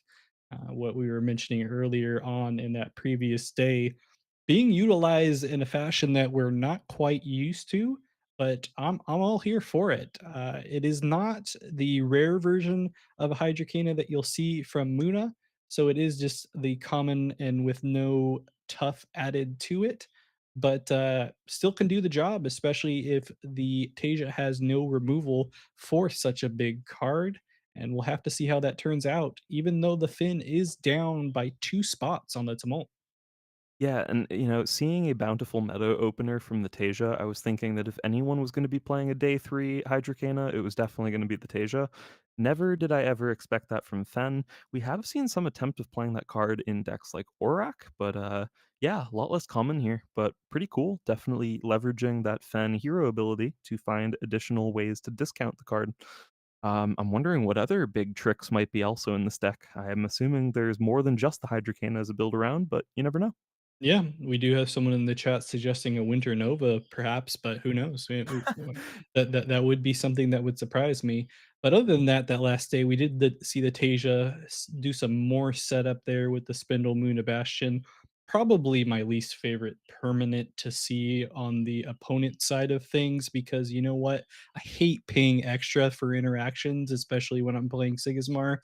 That's why I really wish that I could play Anubis more often because I like going ha ha. You have to pick your own things to delete, but we do see a second Hydrocana come out. Because sure, why not? At this point, Yeah, this is hilarious. Notably, it is definitely possible here for the Tasia to power through this. As of yet, at least, especially the one on the companion side, is relatively small still, and there are ways for Tasia to potentially deal with the larger one as well. Cards like Mana Reaping, not always played anymore, but sometimes a card like Lost in the Woods could also manage that just fine. But additionally, the other way of cheesing expeditions through Hydrocana is Beauty Sleep, and that's often run at common for Tasia as well. yeah, and we will see just because that unique come out for the Tasia. That's going to give target plants 2 boosts because if you have an anchored aloe vera, may as well give it some boosts, right? Yeah, definitely. Giving boost to anchored characters definitely one of the areas that Tasia is best in. That's when the deck typically tends to pop off, is when they're able to keep their stats around, not just for the one turn, but to add them on and keep it around for the next turn as well, or the next day rather. Um, But yeah, they definitely will have their work cut out for them trying to outpower this Hydrocana on the companion side, but it's definitely going to be possible as well. It's just, a little tricky given that the aloe vera is not quite at its optimal on the forest that's contesting on, and the Dracana won't really be able to help on that side either, but finding a resupply card like this Lyra Thespian definitely helps. Yeah, and I think we more than likely saw that boost going on to the aloe vera because the Tasia's in a spot where they probably aren't gonna try to contest that hero side if all things are set as far as removal is concerned, and so they're just trying to get as many stats as possible to go 1 for 1 on that companion side and get themselves close enough to go adjacent and hopefully get over the top of that other Hydra, if at all possible, and what other characters the Finn can muster. But it will be a difficult setup if they do not find some type of interactable to take out at least one of those Hydra Canas. But who knows? It could just be a situation where the Finn is just has too many resources and too many big bodies to eventually come back here and not allow the Tasia to even take that early lead to a win. It's possible. That daughter of Yggdrasil, though, does a pretty good job in terms of stats to cost, especially if you're at the point where you're not really caring about giving your opponent a card. Fen was going to be winning on that card advantage end anyway, so not too much of a punish there, having the Fen draw card as well. But yeah, Twinkle Twinkle now coming out for Fen. That is the exact sort of thing they need to prevent Tasia from finding an advance this turn. It just does cost them a couple extra mana, and because of that Spindle Bastion that's in play, so they're unlikely to be able to do the same thing again. Just luckily, again, for the Fen, they will have a cost reduction ability to be able to play out another character, and that's definitely a big help. Yeah, we're probably unless they have something in hand, we're probably seeing the little dragon coming out from the reserve. which will notably not help in Forest if that is in fact the play. But there is still a lot of play left for the Finn.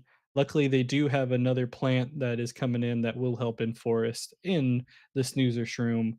But the Finn can do a lot of stuff: cost reduction, return with the Hathor, just a good amount of setup here overall. So, and they also could just play the Twinkle Twinkle again if they wanted to, but it looks like it's going to be used for some type of cost reduction, and we will see the Anansi setup go out. Nancy, one of these excellent cards in general from Fen, the sort of thing you'd expect to see in a game of Altered, more so than Hydrocana at least. I just want to note as well that's a really cool Esmeralda unique from Fen. It does have this arrow ability to resupply if you have three or more base statistics of zero among characters you control. Notably, Hydrocana, despite being pretty large, does have three base statistics of zero, so that always works if you have a Hydrocana out, and just in general a unique that cost one with that supportability, making yet another discount effect accessible to the deck. And yeah, just a one mana play with potential card advantage engine. That's a pretty cool Esmeralda unique. Yeah, indeed. I had honestly not even paid attention to the idea that that was an actual unique. I thought, why would that Esmeralda have 110 in stats? That's kind of weird. But yeah, it is in fact quite a good unique, especially in this deck list. And there will be a tough time here for the Tasia stopping the Finn, especially if they do not have anything to deal with one of those Hydrocanes, like I mentioned before, because dealing with just the Hydrocana may not be a problem, but dealing with everything else that they could put out may in fact be a problem. We will see a unique Aja come out, but it only has reserve abilities that can help out the Tasia. So we're basically looking at whatever's left in the reserve for the Tasia, and it does not look like that may be enough to make things happen for them here. Yeah, no, it looks like the Fen has thoroughly cooked the Tasia player here. Crazy to see these Hydrocanas come out, stick around completely unperturbed the entire game. Pretty much nothing that the Tasia had going on was able to deal with the Hydrocana. They were able to put out some good stats, but some critical removal or pseudo removal at the important moments was yeah, enough for Fen looks like. And yeah, we're just going to see a couple or another play here from the Tasia, activating that Bountiful Meadow, discounting the Aloe Vera play, but on its own can't really do anything. And that's going to be it for this one with a double advance thanks on the back of two Hydrocanas. Yeah, thanks to a quite an early 2 Hydrocanas, both being done before the 7 mana turn, because we have cost reduction in this game, especially if you're a Finn player. And why aren't more Finns playing Hydrocana realistically, right? Like, I mean, duh. So we do see a unique Studious Disciple come out. That's one of the ones we saw returned earlier. At dusk, you may put a card from your hand in reserve. If you do, draw a card. So it just seems like this Finn has some nice resource-based uniques and whatnot to get to the point of where they're trying to find their end game. And sure enough, their end game started quite early, and they're able to get the win for it. Totally. Yeah, Aja uniques in general, I think, are something that are pretty interesting because they do typically have that each player essentially ramps their deck effect. Sometimes, that feels like a downside, ramping your opponent a little bit, but I've also been on the receiving end of a unique like that played against me where my own uniques get put into my mana when I really need to find my own uniques in my deck. And when that happens, sometimes you feel like, wow, these like ramp both player uniques can go crazy, but that can be really inconsistent. It's not a super great workaround. Unless you're a psychic and you can tell what's in Yeah. your opponent's deck. But That is the way to do things, by the way. Just yeah, know everything. just know everything is always a good thing to do. We are in round 4 of the Swiss for the AWOL season 2, Wednesday weekly number 9. Thank you again for everyone that has joined us thus far. Had some good games, had a lot of Akesha thrown out there. We had a fun little Finn deck list being played for everyone that has been watching thus far, and we still have quite a few games left to be played here in round 4 of the Swiss before we get to round 5. Let's see what we have that we want to take a look at. We go to table 7 quickly. We do Ooh, have what appears to be likely the final day of a battle between Sierra and Afanas. yeah. Notably, Sierra with a pair of Brassbug's hives out rather, facing down a potential 1 mana unique from reserve that the Afanas would be able to play this turn. Um, that does threaten to start going a little bit crazy.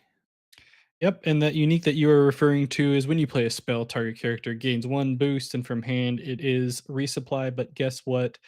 The card that I was mentioning that I like in Sierra quite a bit, the Nilum Withered Tree, gets played first because we don't need Sabotage in Axiom anymore. We just have Exhausting, and we will see Moth. Moth. And funnily enough, we do see another card that I quite like a lot in Axiom, and that's the Rare Hooked.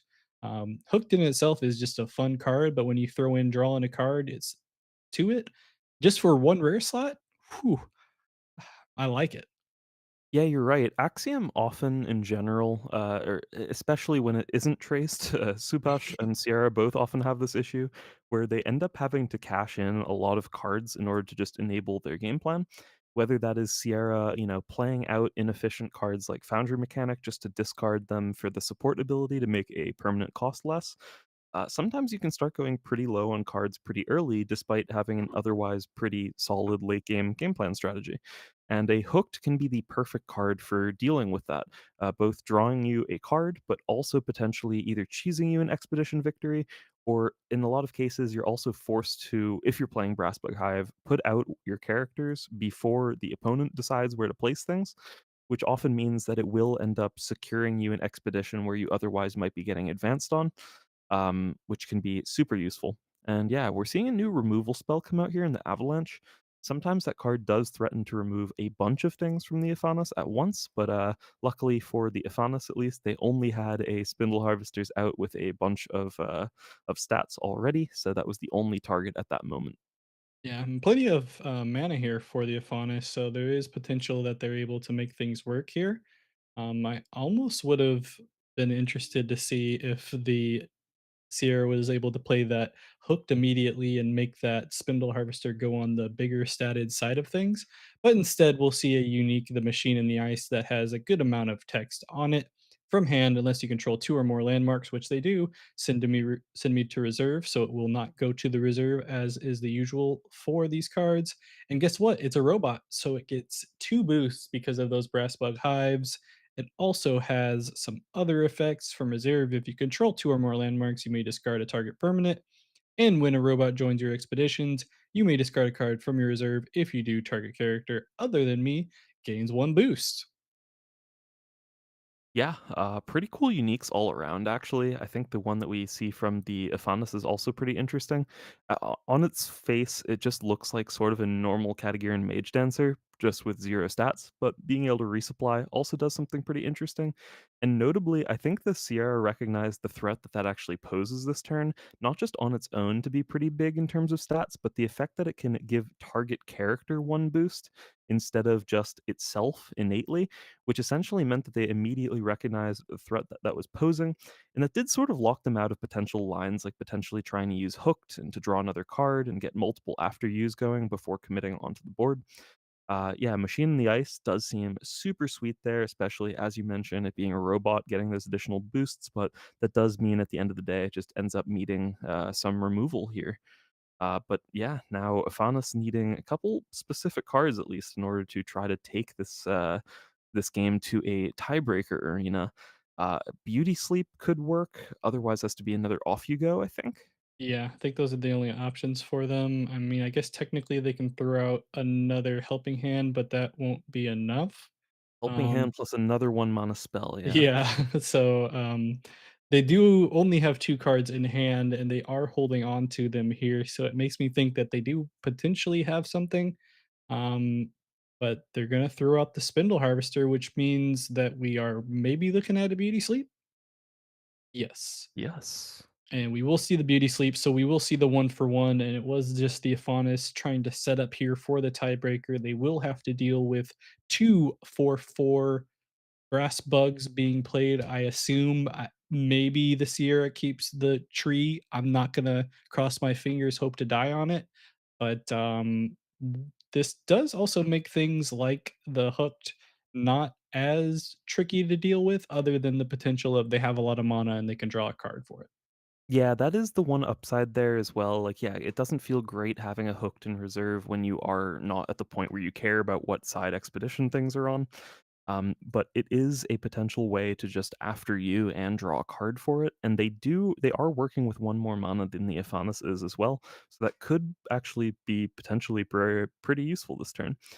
Um, yeah, it's going to be interesting to see what gets valued really highly here from the Iphanis to start off their turn. I think it was very telling as well. That was a good choice, I think, getting rid of that off you go instead of the beauty sleep here.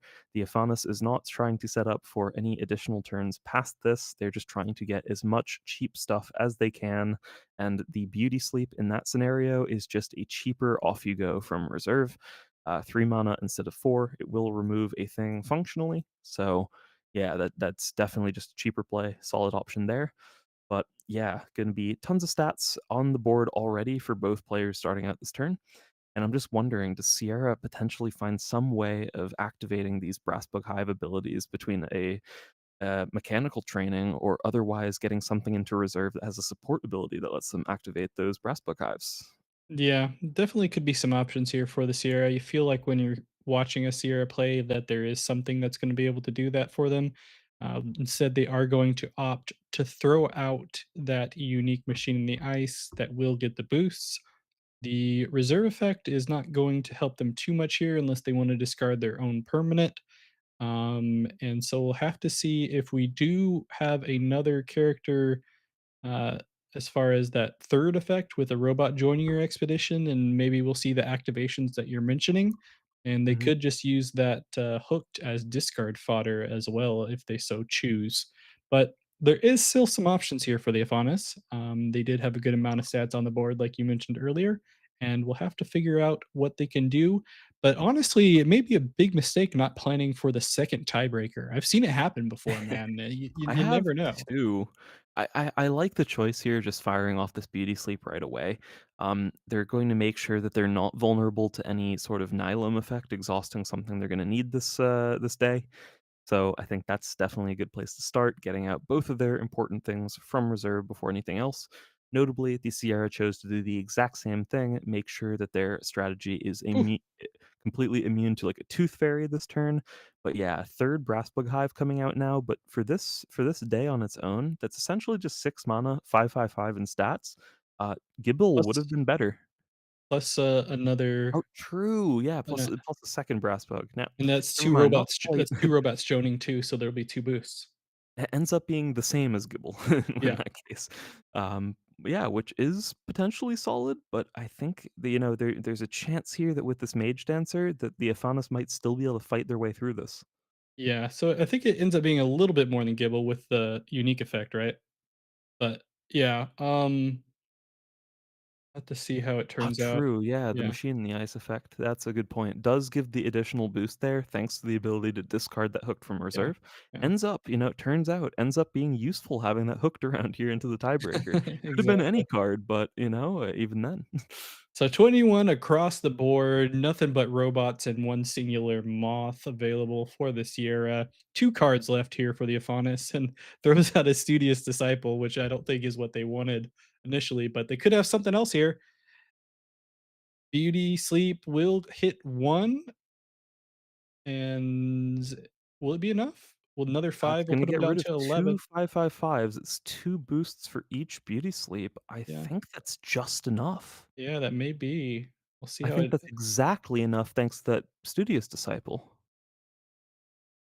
and we'll see that beauty sleep come out here again with the exactly 3 mana left. We will see the rare 3 brass bug hives in the permanent setup for the Sierra. 1099 on the board will lose another 555, putting it down to 11. And they will get another boost here onto the 4 side. So will that be 11, 10, 10? Yes, this is going to be total, 12, Oh, 11, 12, 11. 12, 11, 11. Meaning Yeah. that they will win by 1 stat point, notably that they did play out that Spindle Harvesters the previous turn. They needed every single mana this turn in order to win here, and they needed that Studious Disciple out, so, what a this is a photo finish of a game if I've ever seen one. And we almost got to the second tiebreaker that I was talking about, and that would have been big brain, but, I guess Theophanis is able to luck out here and get the win. Just getting the exact right cards at the exact right time, but still a fun game to get to watch there with all those brass bugs being thrown out there and still not taking the victory in the tiebreaker, which is something that you don't see very often, but if anyone's gonna do it, it's gonna be Theophanis. Um, in this situation. But we'll go ahead and take a look to see what other games we have left over here in this Yeah, round. that was it for round 4, so we've made our way into round 5, with just 3 undefeated players left in the event. There's Kaiki1, uh, After Use Victor Mata 94, and All of the Marbles. We've seen both Kaiki1 and All of the Marbles earlier. I have a feeling Victor Mata's on their classic Sigismar at this point, but could be wrong there. Yeah, may as well Um, take a look at them and see what we got here in table two.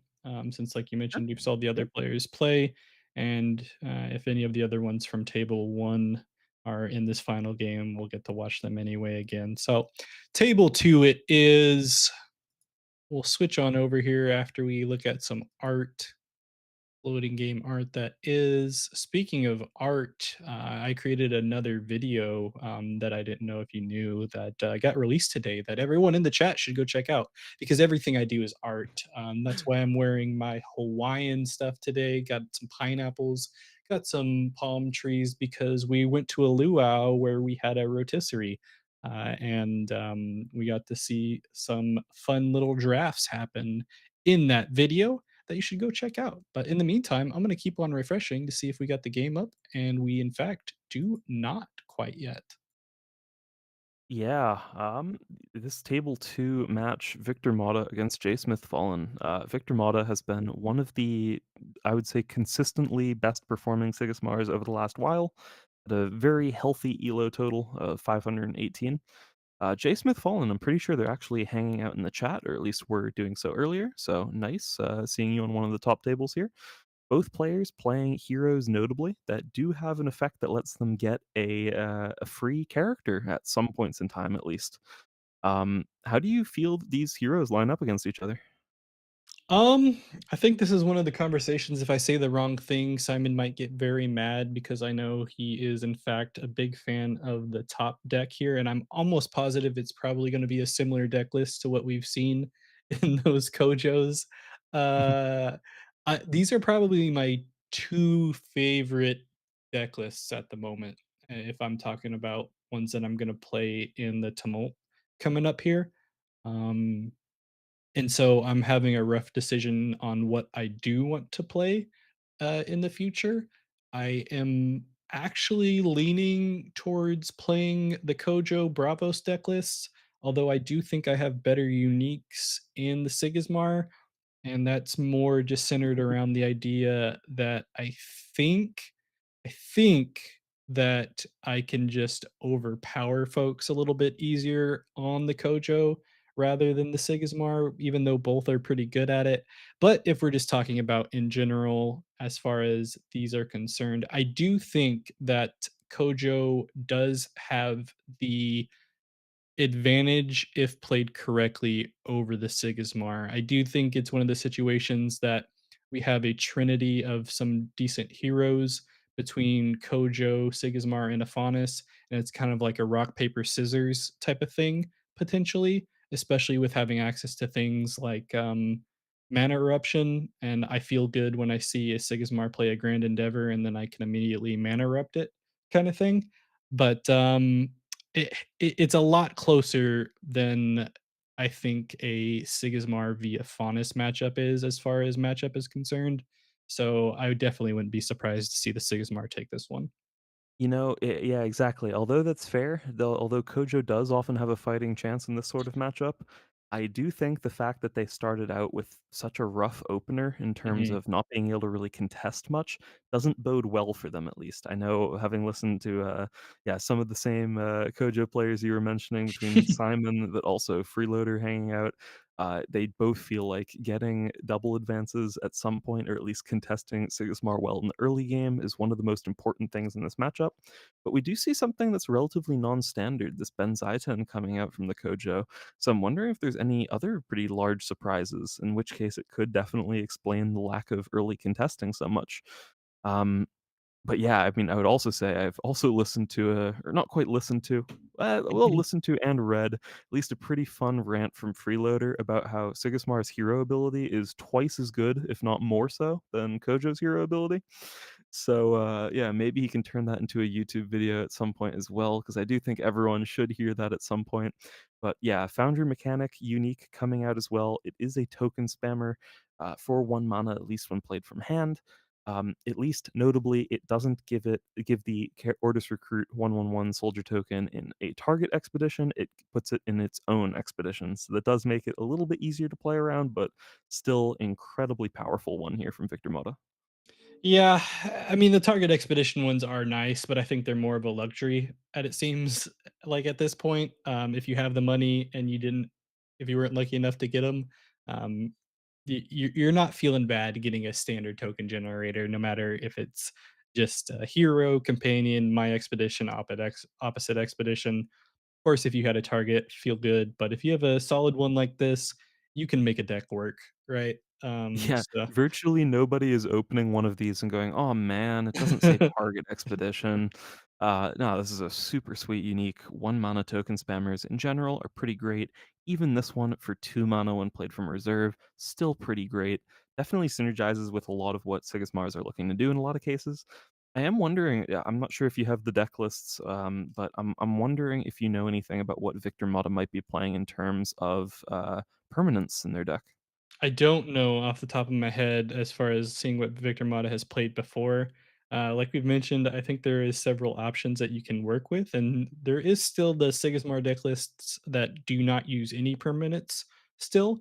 Um, I wouldn't be surprised to see one though in this one because I feel like it is a little bit more optimized. But we do see another big cost card coming from the Kojo player in the Sakurabru. So not just the Benzaiten, but the Sakurabru play, which is going and blowing up my theory that this is the typical low cost Kojo deck list that I was thinking about earlier on, and instead is focused around some bigger characters. Yeah, that is pretty cool. The unfortunate part here, though, is it is essentially conceding a double advance this turn, meaning that despite setting the Sigismar back in Expedition, they are now threatening to win with a single advance. And I mean, seeing a Sakurabru out of Bravos makes me immediately think that they're going for an Eat Me Energy Bars plus Sakurabru combo at this point to set the opponent back 2 expeditions, but unfortunately for Kojo, they're gonna be 1 mana short this turn to potentially Eat Me Energy Bars plus another Sakurabru from hand here. So, I'm not sure what else they might have to stall, but they need it now. Yeah, and we can definitely tell that it's not necessarily the traditional Kojo list, so it's cool to see them do at least somewhat well at this point, being on a top table. I don't think they were undefeated because this was a third player being undefeated Mhm. thing in Victor Mata, but still doing quite well with only one loss at this point, playing up against what's considered a fairly meta Sigismar list. I don't think that we've seen a lot of cards like this Athena necessarily, but still a cool setup overall. And it would be interesting to see how this Kojo list plays as it at its full potential and not running into a Sigismar list that can just punish you with easy 2 O's if you play large characters kind of thing. Yeah, you're definitely right. Okay, the one redeeming thing here for Kojo is the fact that this is a Mighty Djinn coming out onto a correct expedition for it. The big worry in general with that card is the potential to just not be able to do anything if you happen to be on a water expedition at the wrong time. Um, but for 4 mana, interestingly, it will dodge a couple relevant things potentially from the Sigismar. Having the 440 stats means that Tiny Jail is not gonna hit it, and also needs to have 4 characters in play in order to teamwork training it, which does actually represent a pretty solid body here, which is useful. Definitely the problem though is that both of those cards still hit this Buddha token on the companion side currently, Yeah. which is definitely now the worry for Kojo. Can they also stall that companion side now? And especially doing so while this Athena is hanging out in reserve is the big challenge. And not just that, with having 7 mana exactly, Kojo left themselves the availability to use something like a Mana Eruption with 4 mana on a Grand Endeavor, but with having exactly 7 mana, we have a slow play here from Victor Mata and having exactly 6 mana left, and Kojo having to make a play, there's absolutely nothing they can do to stop a Grand Endeavor unless they have a magic unique that I'm not aware of. Assuming that, that is the situation, we may be looking at a GG despite the other options that you have mentioned already, and they're just gonna go ahead and throw out a Sakurabu on that side and leave it up to the fate of the gods at this point. Yeah, and Victor Mata immediately sees that that means this Athena on its own will be enough to win, given that its condition for the boosts that it just got is already met just by the Sigismar hero ability being what it is. Giving 2 characters 2 boosts, that is plenty here to take that hero expedition.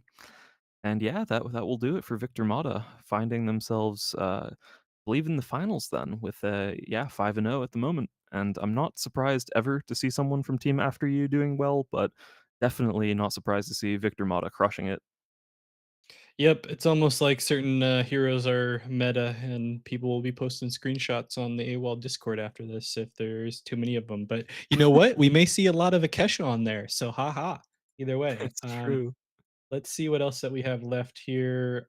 We do still have table one ongoing, so let's go ahead and take a look at it because we are in the later rounds here of the Swiss round five of the Altered Weekly Online League Season 2 Wednesday Weekly number 9 for anyone that is still watching these days. And sure enough, talking about Akesha, we do see an Akesha in play here for all of the marbles like we saw earlier, and an Isatok in the reserve. That's another cool card to be able to see being played. But we I do see mean, that Daring Porter that we saw being played before at work. there's nothing that I like much more than, tabbing over to table 1 and being able to go moth, moth, moth, moth with 4 Nylum withered trees in play. Definitely potential for even more than that if another one is played by either of these players at this point. And yeah, that Daring Porter that you mentioned, we were talking about it earlier, seems so sweet with this strategy. And yeah, the Akesha is like edging closer at this point to a potential win.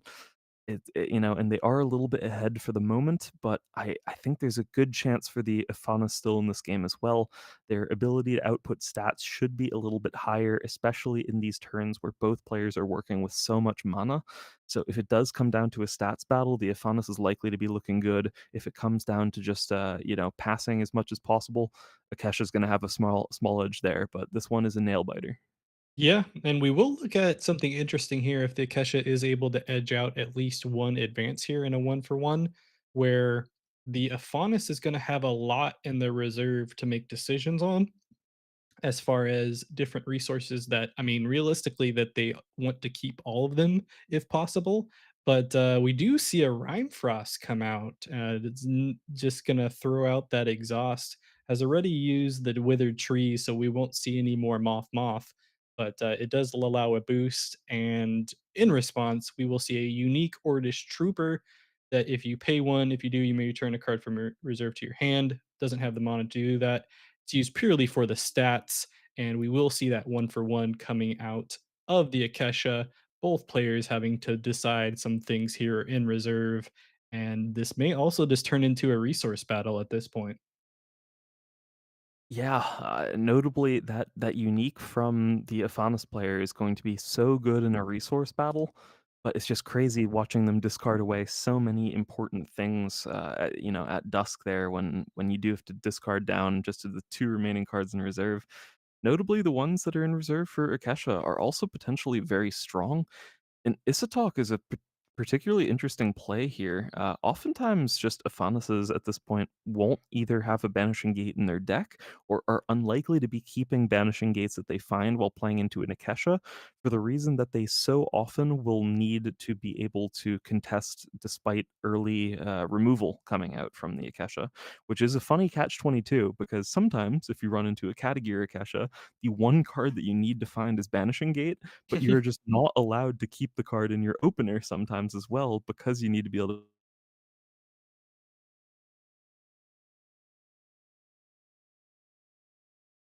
Yeah, we do see just the Baba Yagas come out here for both of the players. I imagine with using the support ability on the Isatok that the Akesha was looking to find some type of exhaust to hit that unique Daring Porter to not allow any more cards to hit the reserve for the Aphanis.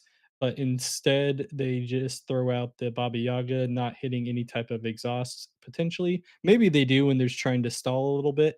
Either way, we'll have to figure out as the game goes forward, and it's just gonna be continued slow play as you're talking about, just small cost cards after use, and then hopefully trying to take another one for one, it looks like, for, all the marbles on the Akesha. That was really funny. My game didn't update for a second, so I was listening to you commentate things that I was, like, waiting to see that, hadn't happened. I was like, "Whoa, how are you predicting all of this? That was crazy." And then I refreshed the page and it was like, "Okay, everything's different." Yeah. Um, yeah, still looking actually pretty super dynamic this turn. Like, yeah, the Ephanis is outstatting, but Akesha still really threatening here to potentially find a way to take a single progression, which would be enough for them to potentially lock up the game with a small step. So, this is a nail biter. Yeah, and because the Aphanis is afraid of that, they have to utilize that helping hand on the characters on the companion side, opposed to on that Daring Porter that I'm sure that they would have liked to keep in the reserve if possible. But we will see a cooldown effect allowing for an exhaust and a double Moth here for the Akesha player. And by itself, that should be enough to get them ahead on the companion side if the Aphanis doesn't have another 1 cost that can add some boosts. Yeah, it's just very likely that an Ephanis at this stage of the game will have some way to do so, Yeah. which means that, yeah, I'd say that the Akesha is probably not gonna try to rely on that sort of thing.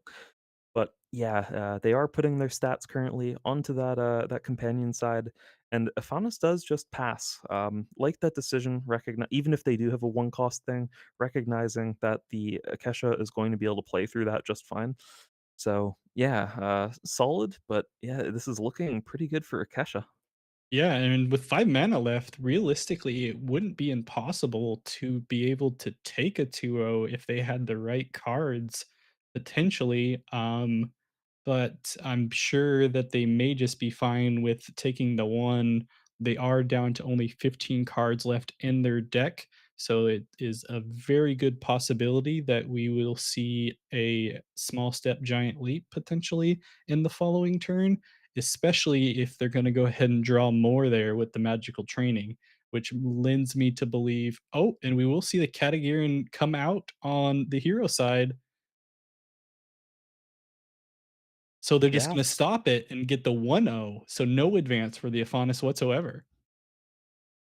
honestly, I think it's probably sort of the same outcome here. Like, yeah, of course, Ephanis would have liked to secure that at least an expedition this turn to outside of just hoping that they're not dead to a small step here, at least being able to threaten being a little bit closer themselves to winning the game. But at the same time here, they're essentially dead to the same line anyway of this the small step being out, at which point their own progression doesn't matter so much the past turn, it's really gonna be about this upcoming turn of theirs anyway. If their turn let them set up a little bit better for it, I understand why. Yeah. I mean, I think the main thing that potentially Marbles was thinking here at this point is they can realistically use this turn as a free option to draw cards if they haven't hit the small step already, and they will be first player on the following day to be able to small step into a win there if they so choose, if they don't get to it Mhm. this time around. Or if they can find the win this day, they can also or they can also take that.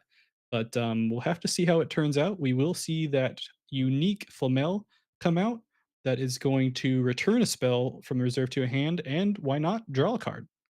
Yeah, and the Akesha is gonna be able to draw so many cards this turn. That Flamel drawing a card on its own, picking up a magical training, that's another card draw. The sleight of hand threatens to pick up the magical training again, so then would be able to play the magical training again and then play it again from reserve. So yeah, it's gonna be a ton of cards for Akesha. Really good chances if there's still a small step in their deck at least to find one.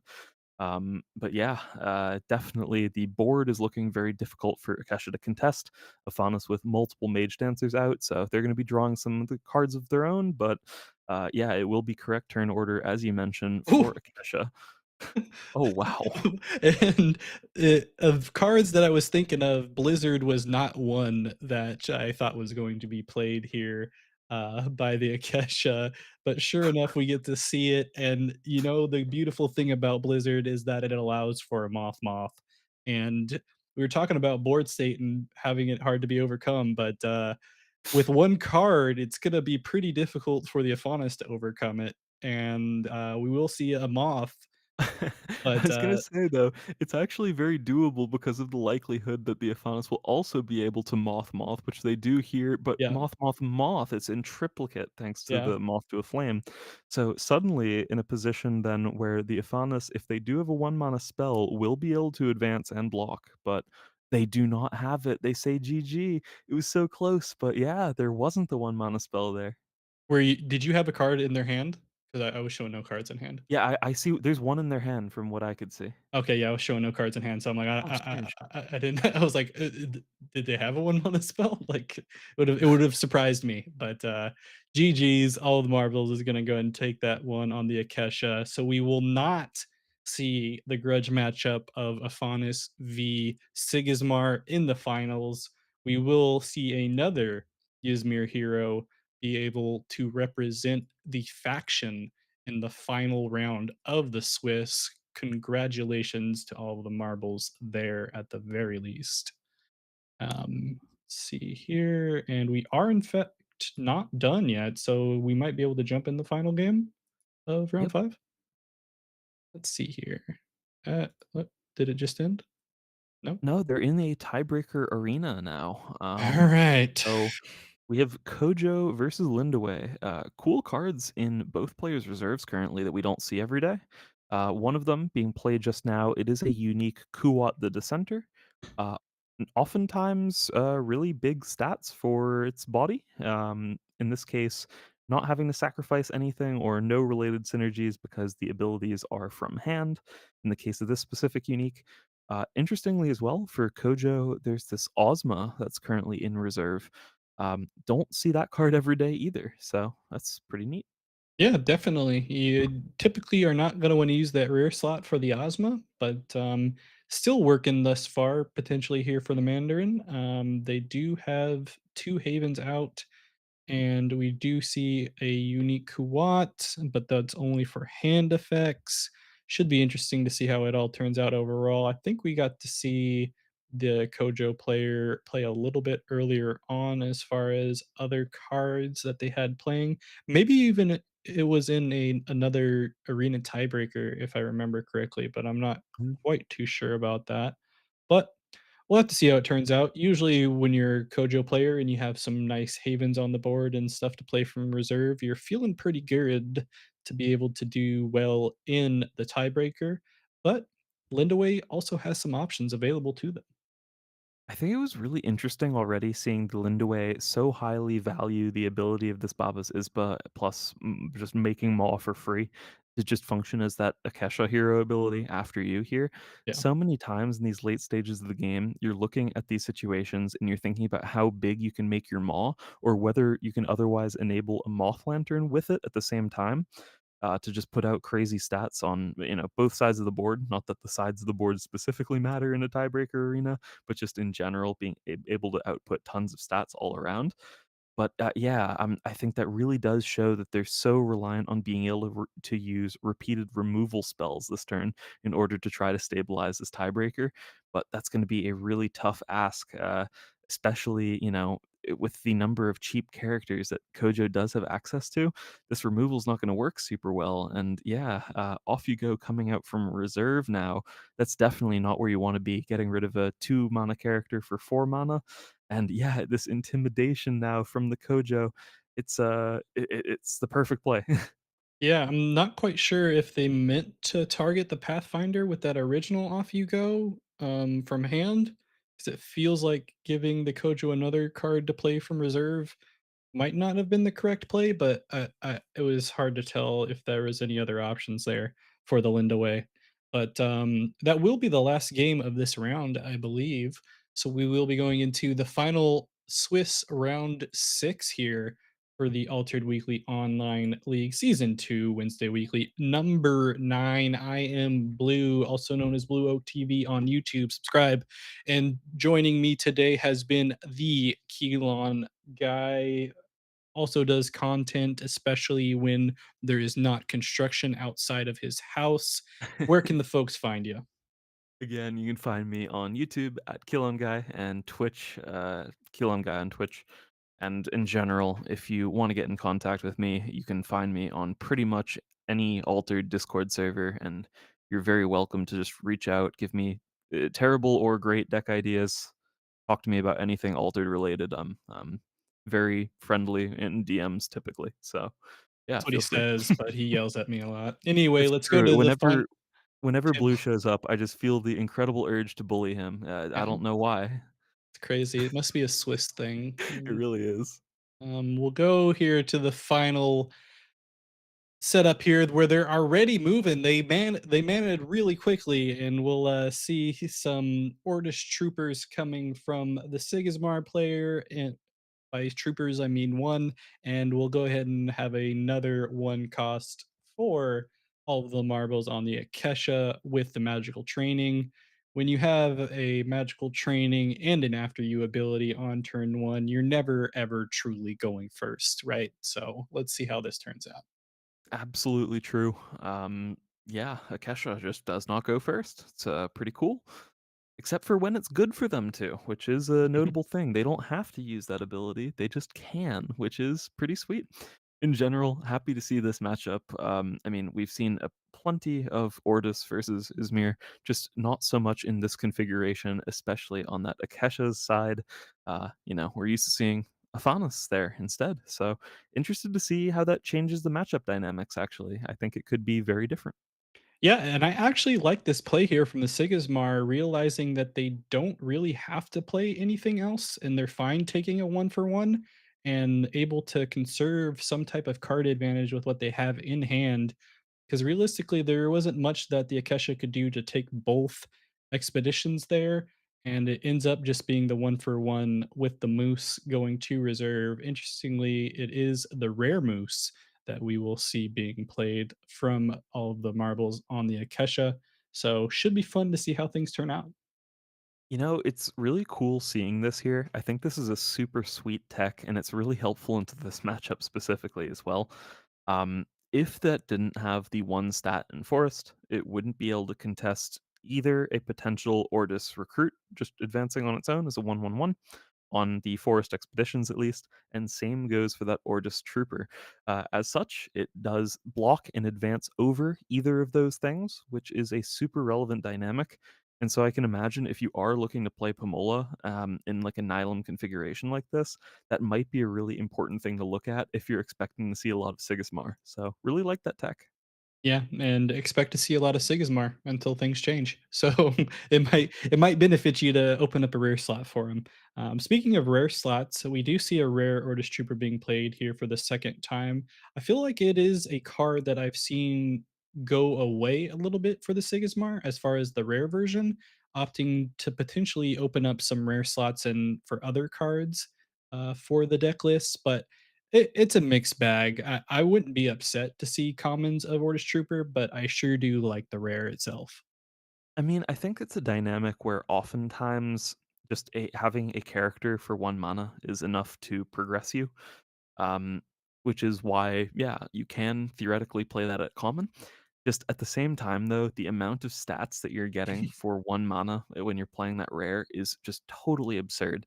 Um, which is why we've seen it in so many instances at rare. But yeah, Akesha looking to at least threaten the hero side pretty hard here. Not just as Pomola, but interestingly, Moth Larva as well. Not a super common choice, but I guess if this is a true Nylon build around, like yeah, there's a lot of circumstances where that card might actually get a boost. Yeah, no, we will see the rallying call come out though to deny that advance there with the water terrain and the immediate pass from the Akesha.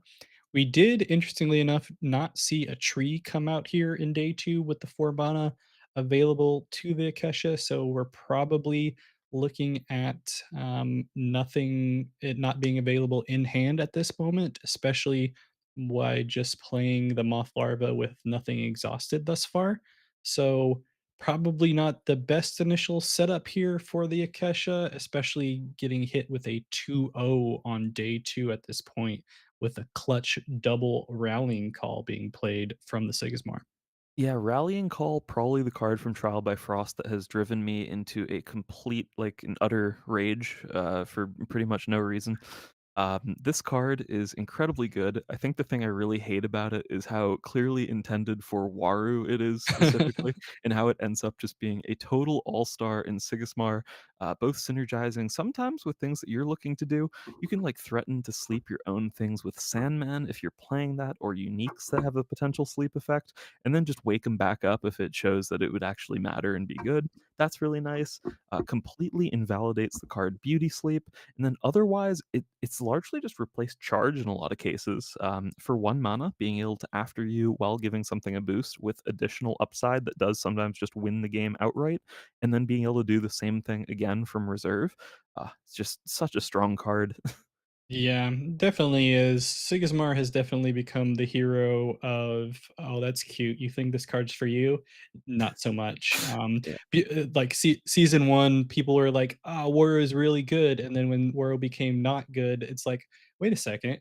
We can use all of these bureaucrats that are pretty good just with another hero? Huh, I think I'll keep doing that." And then sure enough, we get that again with Trial by Frost, but, yeah, looking pretty good for the Sigismar thus far. And as far as in chat, I'm not sure if Victor has the removal for like a tree, but at this point, I don't think he cares that much if he can keep up the pace. Notably, there are less cards available to him, even with playing. Did he play Baba Yaga earlier, or did he not? Or no, he didn't.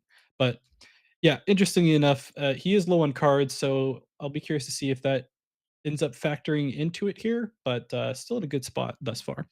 Yeah, I was gonna say the card that Victor wants to have now, though, is a Grand Endeavor. Getting ahead on expeditions by two or more, and then playing a Grand Endeavor is typically the most surefire way of winning this sort of game. Akesha immediately realizing that they don't have like a banishing gate to contest that, they're just going to have to double advance, and then double advance again, and then win with small step giant leap. That would potentially work. They just have their work cut out for them. And yeah, the Sigismar is now going to have a turn where they are pretty strong. They're going to have at least this Ordis Trooper in reserve, and then access to up to three more cards. And if they're able to stall a single expedition, it's going to likely be enough to win the game. Yeah, and interestingly enough, we do see the Hathor come out to take the advance on that day, opposed to just using the Baba Yaga that they had in reserve. Um, so definitely seems like they're potentially trying to play around the idea of using that Hathor ability in order to pick up that Baba Yaga, or maybe even a spell that they have in hand that they can pick up. We did see the magical training go to the discard that was already in the reserve. So should be interesting to see how all of the marbles on the Akesha is able to play this and potentially hit that line that you're talking about of getting a double advance into a small step giant leap to hopefully Yeah. prevent the Sigismar from taking this game with the use of the Grand Endeavor. The immediate line that I can think of that this does set up for is being able to play out this Baba Yaga from reserve, being able to follow it up with a card like a Studious Disciple, then off you go, return off you go with the Hathor, and then off you go again. And that would actually likely beat out many things that the Sigismar could do. Of course, you could actually order that a little bit differently, so you give minimal information as possible where your stats are going to go. But that actually does become a potential line that is pretty threatening for the Sigismar here, actually. So I can imagine that the decisions that Victor Mota is making right now are actually pretty complicated. This doesn't seem like as free of a win as you're often hoping for when you do get the Grand Endeavor out in that sort of spot. But again, I still think things are looking pretty good for him overall, as long as he's able to find a way to dodge that sort of line specifically. Yeah, especially with the idea of only have three cards in hand and potentially only 2. Even if he decides not to mana this time around, which he does end up doing, we're gonna see all 3 cards more than likely, especially with it being the first player of the Akesha and being able to after you whenever they so choose. So it may be a situation where we get to see everything from the Sigismar, and then, like you mentioned, the Akesha able to play around it in any way that they potentially may have to get the 2-0 that they'll need. But we will see the immediate return of the Baba Yaga and a Rhyme Frost, so there will be even less cards for the Sigismar to play. Yeah, the that essentially immediately telling Victor Mata that the thing that that Marbles is trying to play around here on the Akesha is sabotage effects. Something that could actually go after one of those cards might actually be enough on its own to potentially lock it up, and they are going to be relying on that Baba Yaga to do things for them. Hence why they're valuing it that highly. But yeah, Rhyme Frost can be a pretty good option here, especially if, for example, one of the cards that Victor Mata did decide to keep was something along the lines of a teamwork training, suddenly looking a lot less likely that there would be enough characters to actually remove something important. So yeah, that could be potentially what all the marbles needs, but at the same time, it's really risky playing out a 1 mana spell that doesn't add anything to the board when you're already worried about contesting the board. Yeah, definitely. And one of the interesting things is that we have not seen a tree yet from all of the marbles. When I feel like anytime we've joined the games with these Akeshas these days, there has been at least one, if not 2 trees. In your opinion, with the current board state, though, can you even afford to throw down a tree for 4 mana and having that Grand Endeavor already on the board? Not at this point, really. Especially because of the expedition that it lines up really well against, or that this Frog Prince ends up on, is perfect for it. They would need to contest and win both sides, and just adding a single 2/2/2 moth isn't going to be able to do much to do exactly that. And again, they don't just need to contest both sides; they need to win both sides in order to really threaten to win the game themselves here. Um, yeah, it's definitely a tough ask. Honestly, the Nihilum in this matchup can be really difficult. If you do get a good turn order setup for it early on, it can be good to sort of set up for these exact sort of late game scenarios. But otherwise, I think that card's often going into mana where there's just such a high rate of other cards just being able to barely outstat that 2/2/2 moth that you'll get. And yeah, losing double expedition progressions again and again against Sigismar, not where you want to be against the Grand Endeavor deck. Yeah, and unfortunately, they are on a single mountain terrain, so that Baba Yaga is not going to be able to do work by getting over that spy with the additional forest stat. So, not an ideal situation for all the marbles here on the Akesha. We'll have to see what they drew with the Baba Yaga to see if they can pull something else out of the hat to get that 2-0 that you said that they'll definitely need. At this point, it feels like there's not very much, and it looks like they're just going to opt for the 1 for 1, which will be the end to the game. Um, GG's. Unfortunate for the Akesha. We do see Sigismar take the top this time around. Yeah, really well done to Victor Mata. Not to at all diminish what they're doing whatsoever. Their strategy super strong, of course. I think these Ortis Troopers, we saw the full playset of 3 Ortis Troopers come out this game for them.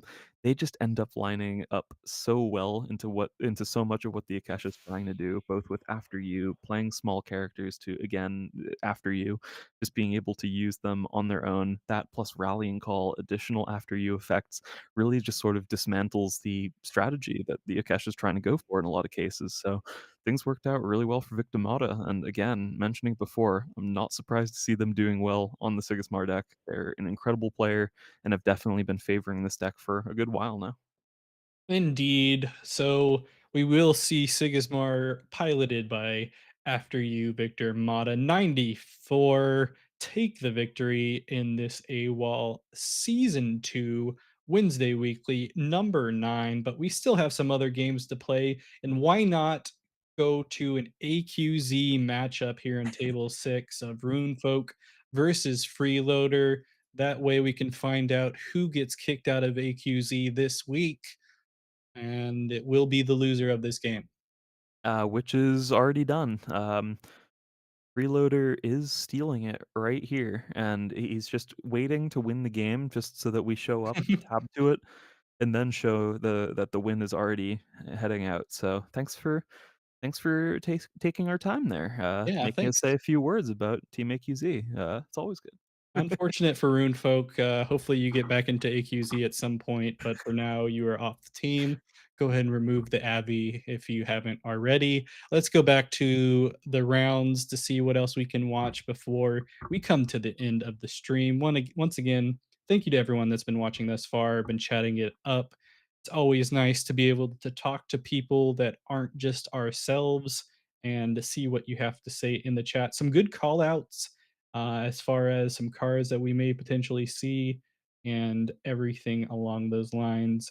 Is there anything you want to take a look at here as far as some other games that we may want to watch? Yeah, what's Kohlrabi up to? All right, Cole Robbie playing the hat of Bayuska, and we'll see what we can have here. Uh-oh, we have a server syntax error on my end. Let me refresh. There we go. And we will have a faunus that Kohlrabi is having to match up against, but has a unique Parvati out there. Did you have any influence on this being added to the deck at any point? I actually can't remember, quite frankly. I'm just sort of stunned by noticing how large that this red unique is. It's still just hanging out in Nephanis' reserve saying, like, "I'm gonna be bigger than anything that you try to do, and I'm gonna win the game because of it." Beauty Sleep definitely, it's a card that does often help in these late game scenarios against Nephanis, but in this situation, it's too little too late. This red will be able to come out on whatever expedition it needs to. Yeah, sleep going on the mage dancer. I mean, as long as the Afana sees that they can just play the red there, it'll outstat the Parvati. That'll be enough. Yeah, should have just slept the Tooth Fairy, and that way forced him to put the red over there. Easy. And you still would have lost. But it doesn't matter at the end of the day. Kohlrabi putting up a valiant effort, but we do see the Afanis player take that game. We're jumping in at the very end of all the games after that first one. We'll see if there's anything else left for us to take a look at here in this round 6 of the Swiss. Thus far, I think there's probably still 1 or 2 games still being played. There in fact is. Let's try to get into this tiebreaker on number 4 real quick before it ends Cool. and switch over. Tiebreaker, we have a Sakurabru with an Eat Me energy bars out in the field. Probably not a good situation to get an Eat Me energy bar Sakurabru in play, but it looks like they You still say win. that. Exactly, but it's enough on stats thanks to that gigantic actually. Yeah. Gigantic working really well in tiebreaker. Indeed, and I'm still of the opinion that Sakurabaru should still work in Tiebreaker, where it knocks the hero or the companion off of the arena, so they don't get the stats for that expedition. But I was overruled on that when I played early on in a Tiebreaker with starter decks at a Learn to Play. You So know, Blue, you're of that opinion, and I'm still of the opinion that we should have a fourth tumult card hanging out in the middle. So maybe both of our opinions are bad. yeah. Not it's pretty rare that my opinion is bad, but I'll have to take your word for it. Either way, let's see what we have here. Any games left? We have 2 open. Um, what are you thinking? 2 or 8? 2 or 8? 2 or 8? I'm on two. 2 it is.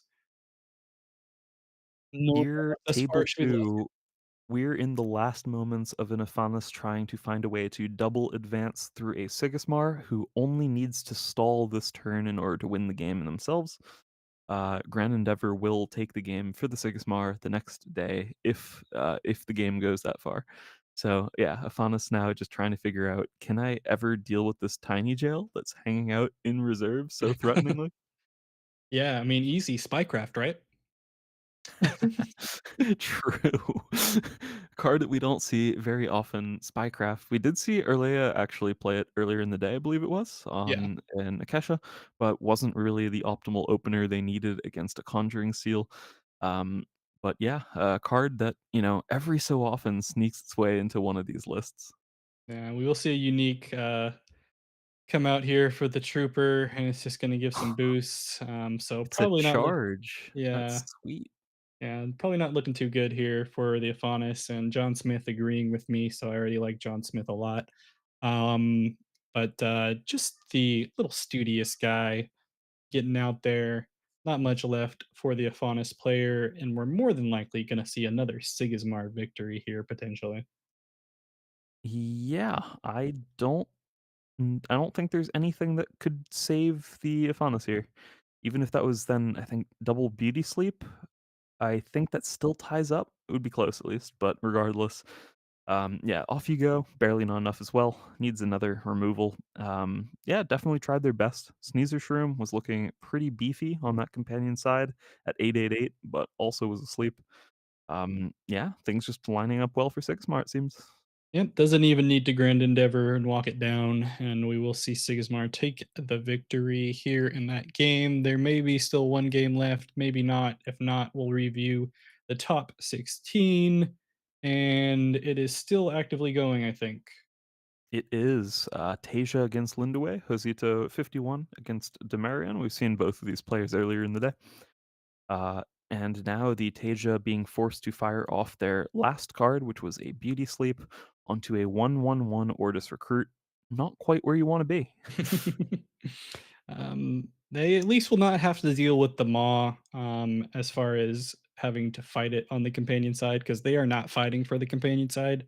But we will see the discard ability come out from the Linda Way to After You for some reason. I Um, so hope that was unintentional because if that or I hope that was actually intentional rather because yeah. that was unintentional and they didn't have a way to potentially win on Okay. that hero side here. Okay, they definitely do. In that Okay. case, just for fun, doesn't matter. Yeah. But for a second it was looking like, oh no, maybe they meant to actually play out that Kuat there to win the game. I was worried for them. But they use the standard Kuat After You support ability that everyone Exactly. should have. Well, that will be the last game of the Swiss round 6 for this Altered Weekly Online League Season 2 Wednesday Weekly number 9. We had the winner be a Sigismar piloted by Victor Mata. I'm going to pull up the top here on the screen so we can take a look at it, and Keelan Guy can give us a breakdown of what we saw. Yeah, I'm happy to. I'm actually just gonna stop with top 10, I think, right? Because Okay, that's all of our 4 and 2 and better players. I believe so. We ended up seeing After You's Victor Mata 94 taking down the event with a perfect 6-0 finish on the Sigismar. Then following it up, we have 3 5 and 1 players with Geraldo and Timago, 5 and 1. All of the Marbles, also 5 and 1. And Fianchuri 44, also 5 and 1. Then we have J Smith Fallen, our first 4 and 2 player. Taiki 1, Mebibite, Brovancher, Shingao, and AQZ's Freeloader barely squeaking his way into the 4 and 2 bracket there, who I believe all of their lists will be posted on 39 cards. Not sure how it works, Blue. Do any of the other subsequent finishers who are top 16, do they still qualify for the AWOL Invitational? Do you happen to know? I believe in Simon, I don't know if he's around, but I believe it's just the 4 and 2s, Gotcha. but, uh, either way, because, they didn't go 4 and 2 and just below that mark, it was really important that AQZ matchup that we looked at, to decide who gets to stay on the team, because we can't have any 500, 3 and 3 players on AQZ anymore, so sorry, Rune folk.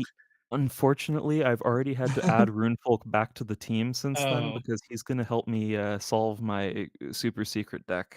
Okay, that's fair, and he probably has some of your unique still, so it may be pretty hard to That's get them back true. if he's not on the team. Either way, we do see a fun little some fun games, a lot of Akesha as far as, like, a recap of this tournament, so it's probably something that I've enjoyed seeing as a whole. Kesha, like I mentioned earlier, a fun hero, and it's always cool to see people do something a little bit different that doesn't require the game to go the full 30 minutes all of the time, Rune Folk, and make everyone regret tuning in to watching the game. What are your thoughts? Yeah, I mean, at least he didn't do that to us today. He was playing something pretty cool himself with this like gigantic Basira build. But yeah, I mean, overall, pretty fun event. I definitely got my fair share of Sigismar. I can go back to disliking that hero now. Didn't see enough of it in no unique championship, but we saw plenty of Sigismar and then Izmir heroes today. There was so much Akesha. That was pretty crazy. Indeed. I want to thank everyone in the chat, even the ones that have already left and said thank you. Really appreciate it. Ronan B was Finturi, who was playing the Sigismar. Good watching you play. I think I've played you before on the BGA ladder. Honestly, I've probably played a lot of these people on the BGA ladder. Yeah, no, it was a good week thus far in AWOL. Thanks to everyone that has joined, including the participants. We just got to bump up the numbers a little bit next time. Make sure that if you're in EU, you ruin your sleep schedule a little bit and continue to play on Wednesday. Maybe that was a little bit more of a problem this week after you guys had your time change and it's not Mhm. as nice for you anymore. I know you're probably gonna have to go to bed here pretty soon, but Yeah, I'm nice and sleepy, but my head has terrible deck ideas in it, so I'm sure it's gonna keep me up a little bit. just a little bit longer, but, Yep. other than that, that's all I had left for everyone. Again, I am Blue, also known as Blue Oak TV on YouTube. Feel free to watch my videos every Wednesday, including the one this Wednesday where I review the Altered Rotisserie Draft, the first one of a lot of content creators, including the one that is right next to me at the moment. Doing some fun stuff that you'll be able to check out that everyone's gonna post on, including some matches and not just recaps.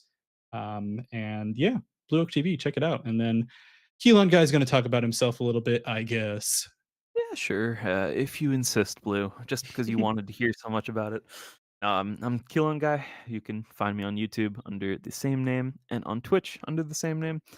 And yeah, if any of you have anything to tell me, if you hate my cast, if you love my cast, if you just want to chat about anything Altered related, hit me up on Discord. You can find me on pretty much any Altered Discord server, some variation of Kilon Guy or the Kilon Guy.